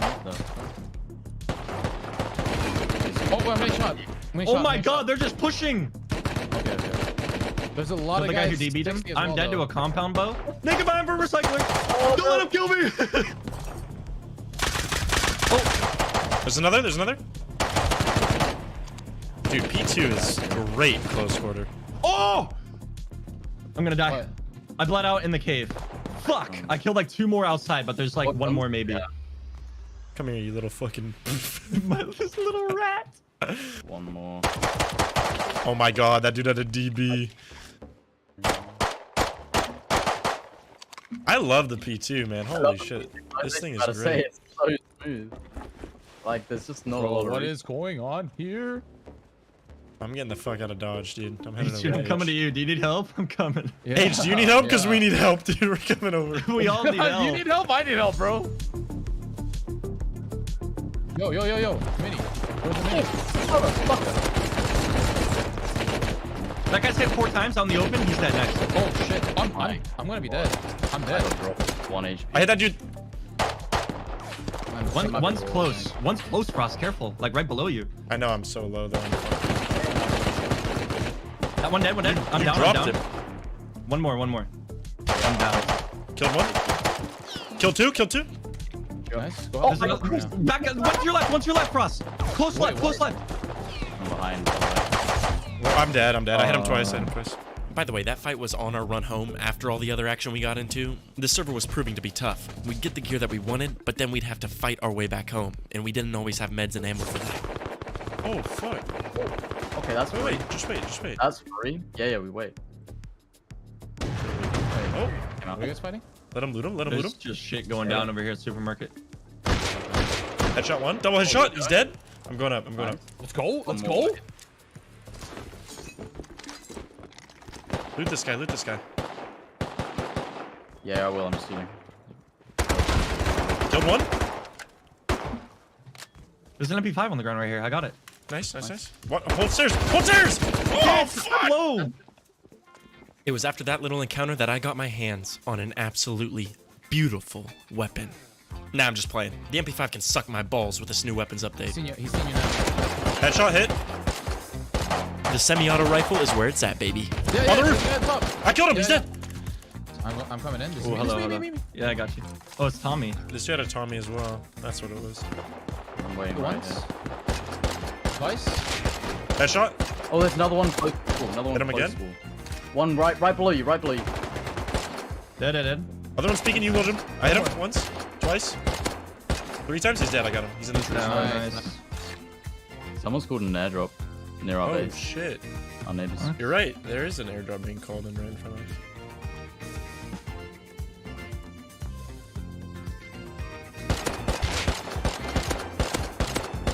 Is that you guys? It's not me. One's pushing you. No, Nomad's pushing from furnace base. He's dead. Nice. Is that the garage? Twice. That garage dead. I can't see that guy at all. Just gonna go loot in the garage. Another one dropped out front. Careful, garage is running into garage. Dead. Yep, I'm right here. I'm coming from below. Okay, well, I'm holding their roof, so they can't really do much. Dead. Oh, satchels. Nice. Alright. You can satchel raid. Satchels were big, considering we still needed to take back our own furnace base that got griefed earlier. Oh. Dude, Frost just handed me the most OP weapon in the game. Which one? He just... yeah, you gotta see it. Shit. Why'd you say shit like that? Shit. Holy shit. Shit. We researched the satchels and did exactly what we said we were gonna do. Blow the wall and get our TC back. You got a replacement TC. Here's those are some of the best satchels I've ever heard. Those things blew instantly. Yeah, they actually did. Are you sure you want to put it there? We might as well just steal that bit off. Yeah. Let's see if I can. Maybe just connect that whole part to the method of the case. With full access to our base again, we expanded into the night. This is a joke. How much stability you need for this fucking bullshit! I think you have anger management. Have you tried going to a therapist? Yeah, you good, bro? Like, you don't really see fan art that much in Rust, which kind of sucks. Yeah, you don't. Oh, you guys are like massive. Dude, it's Rust doesn't have what is that called? When you have like that weird fan base, you know, where it like reaches that next level. Stands. Rust doesn't have stands, dude. Do you want stands? Would you want stands? I mean, debatable, dude, because like they're like they're like an army. Thirst traps, then, huh? They're like an army. Stands will go to the death, dude. Why do you keep posting half naked? Because man, I'm single, dude. I'm just hoping some big booty girl slides into my DM. It is a massive train. Oh my fucking god. So about that train chase that you wanted to see, well, it finally happened. The longest train we had ever seen, going straight by our base. We were about to embark on a hot pursuit. Dude, let's get in this one. We can catch up with it. Someone get fuel. Someone get fuel. We can actually catch up with it because it's really slow. Oh my god! Look at his invent! Ooh! What? Wait, what? Look at this one! What the fuck? Guys, we just got so much shit. Okay, we would depot first and then embark on our most epic train journey. He's got roadside chest plate. Hello? Are you guys here? Him twice. What? Where is it? Catch up. Body shot. What the fuck? What the fuck? Go, go, go, go! Up on, boys! Get on the Let's go! Holy shit! Just two nakeds on the back that I insta-murdered. We've got 2 airdrops up ahead. Do you want to go or no? Let's go, let's go, let's go, let's go. Where is it? I don't even see it. Right in Dude, front of us, dude. straight ahead. Turn your render distance up, bro. They're both landing outside. They're both landing there outside. are so many groups. More stars, many people right, here. bro. I only have a double them, triple them. Killed one. Kill the naked looting. Kill the naked looting. 70 right now. Hit that dude 3 times. There's one looting. Naked looting from the base. In the bush in front of you. 1039, bro.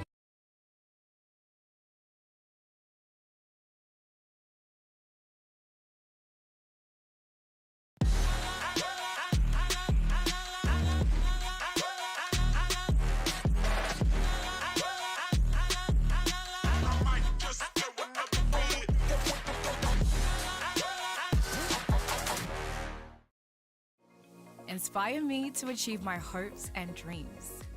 At VU Business School, you get career. Tell Santor I said hi. What'd you say? Bye, guys. Bye. It feels like we're on a different planet. You can't convince me this is Earth. Oh, look at this view. Antarctica's crazy. We haven't even started climbing the mountain yet. Of all the days in your life, what would you say this ranks? I feel like this is like top 3 days of my life climbing this mountain. I think this is the greatest day of my life. Dude, same. Yeah, this is probably the coolest thing I've ever done. We're on top of the lowest place on Earth. Whew. Bro, look at that view. Antarctica is crazy. Look at that. This is wild. Bro, this is so beautiful.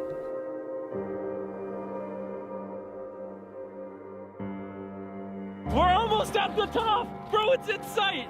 Oh, I'm so excited. I feel like it's been in sight the entire time, Jimmy. It's just really far away. It's just closer now. I know. This is scarier than getting buried alive. This is actually terrifying. We're so high right now. Come on, bud. That's the top. Come on, Nolan! I'm almost up. The higher we hand, get, bud. the scarier it gets. Right here. Ah! You got I it? made it! I made it! I wonder if they can see us from camp. We're probably really tiny.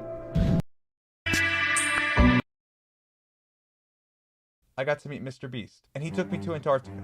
I almost died. I had strep throat, the flu, and a lung infection in Antarctica. And he didn't show you everything that happened. He didn't even show you 1/10. So I'm gonna show you everything. And only a small percentage of people that watch my videos are actually subscribed. What gives? It's free. And you can change your mind too. Click it, please. Enjoy the video. It is 20 minutes until we leave for Antarctica, and we have to get dressed in snow gear and walk through a normal airport. This is not even all of it, dude. Like, what? You don't look like that person. Look at NPC. You look like a custom. What is going on? Bro, this isn't a runway. This is snow. Yeah, this is not a runway. Oh, here we go. We're about to land. Let's land. This is not a runway. Oh, yeah. Where are we landing? We're How just are we landing in landing? the What is middle going of on? nowhere. Oh, wow. surprisingly smooth. Yeah. Oh, where?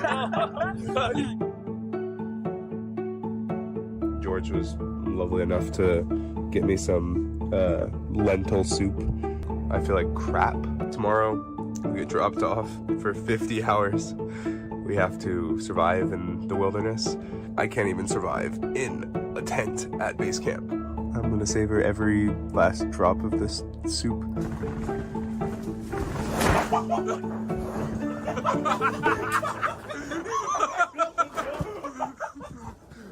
Alright, we're leaving.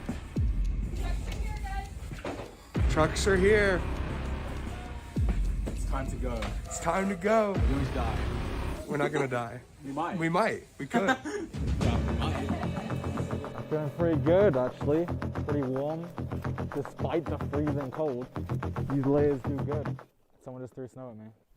Or hit me with something. I don't know. We shouldn't be attacking each other. We don't need to make it any harder than it already is. We're coming! Alright, let's do it.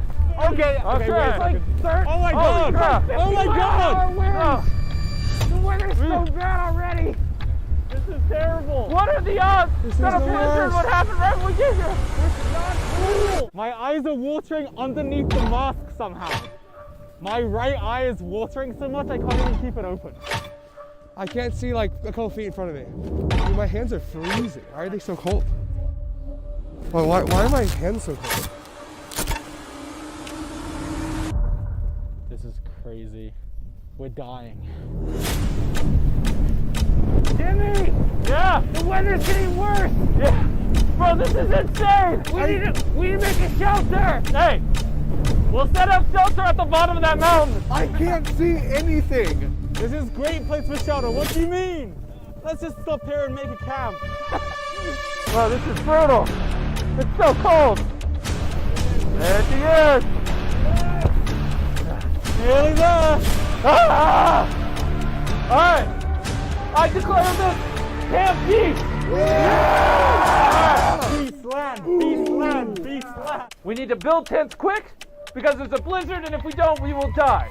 That's not good. That sounds reasonable. We should get to building our tents before we freeze to death. Time to build the tent. The wind started up right when we started building the tent. It's Operation Build Tent. Do we know how to actually put these tents up properly? Yeah, put yours right here, Nolan. We're just gonna wing it. I don't remember how to do this at all. Wait. We need dexterity. Hands out, boys. We need to do this quickly before we get frostbite in our fingers. Step 1, pull. Step 2, pull. All right, George, Step 3, the tent instructor. pull. Dream's doing really good, guys.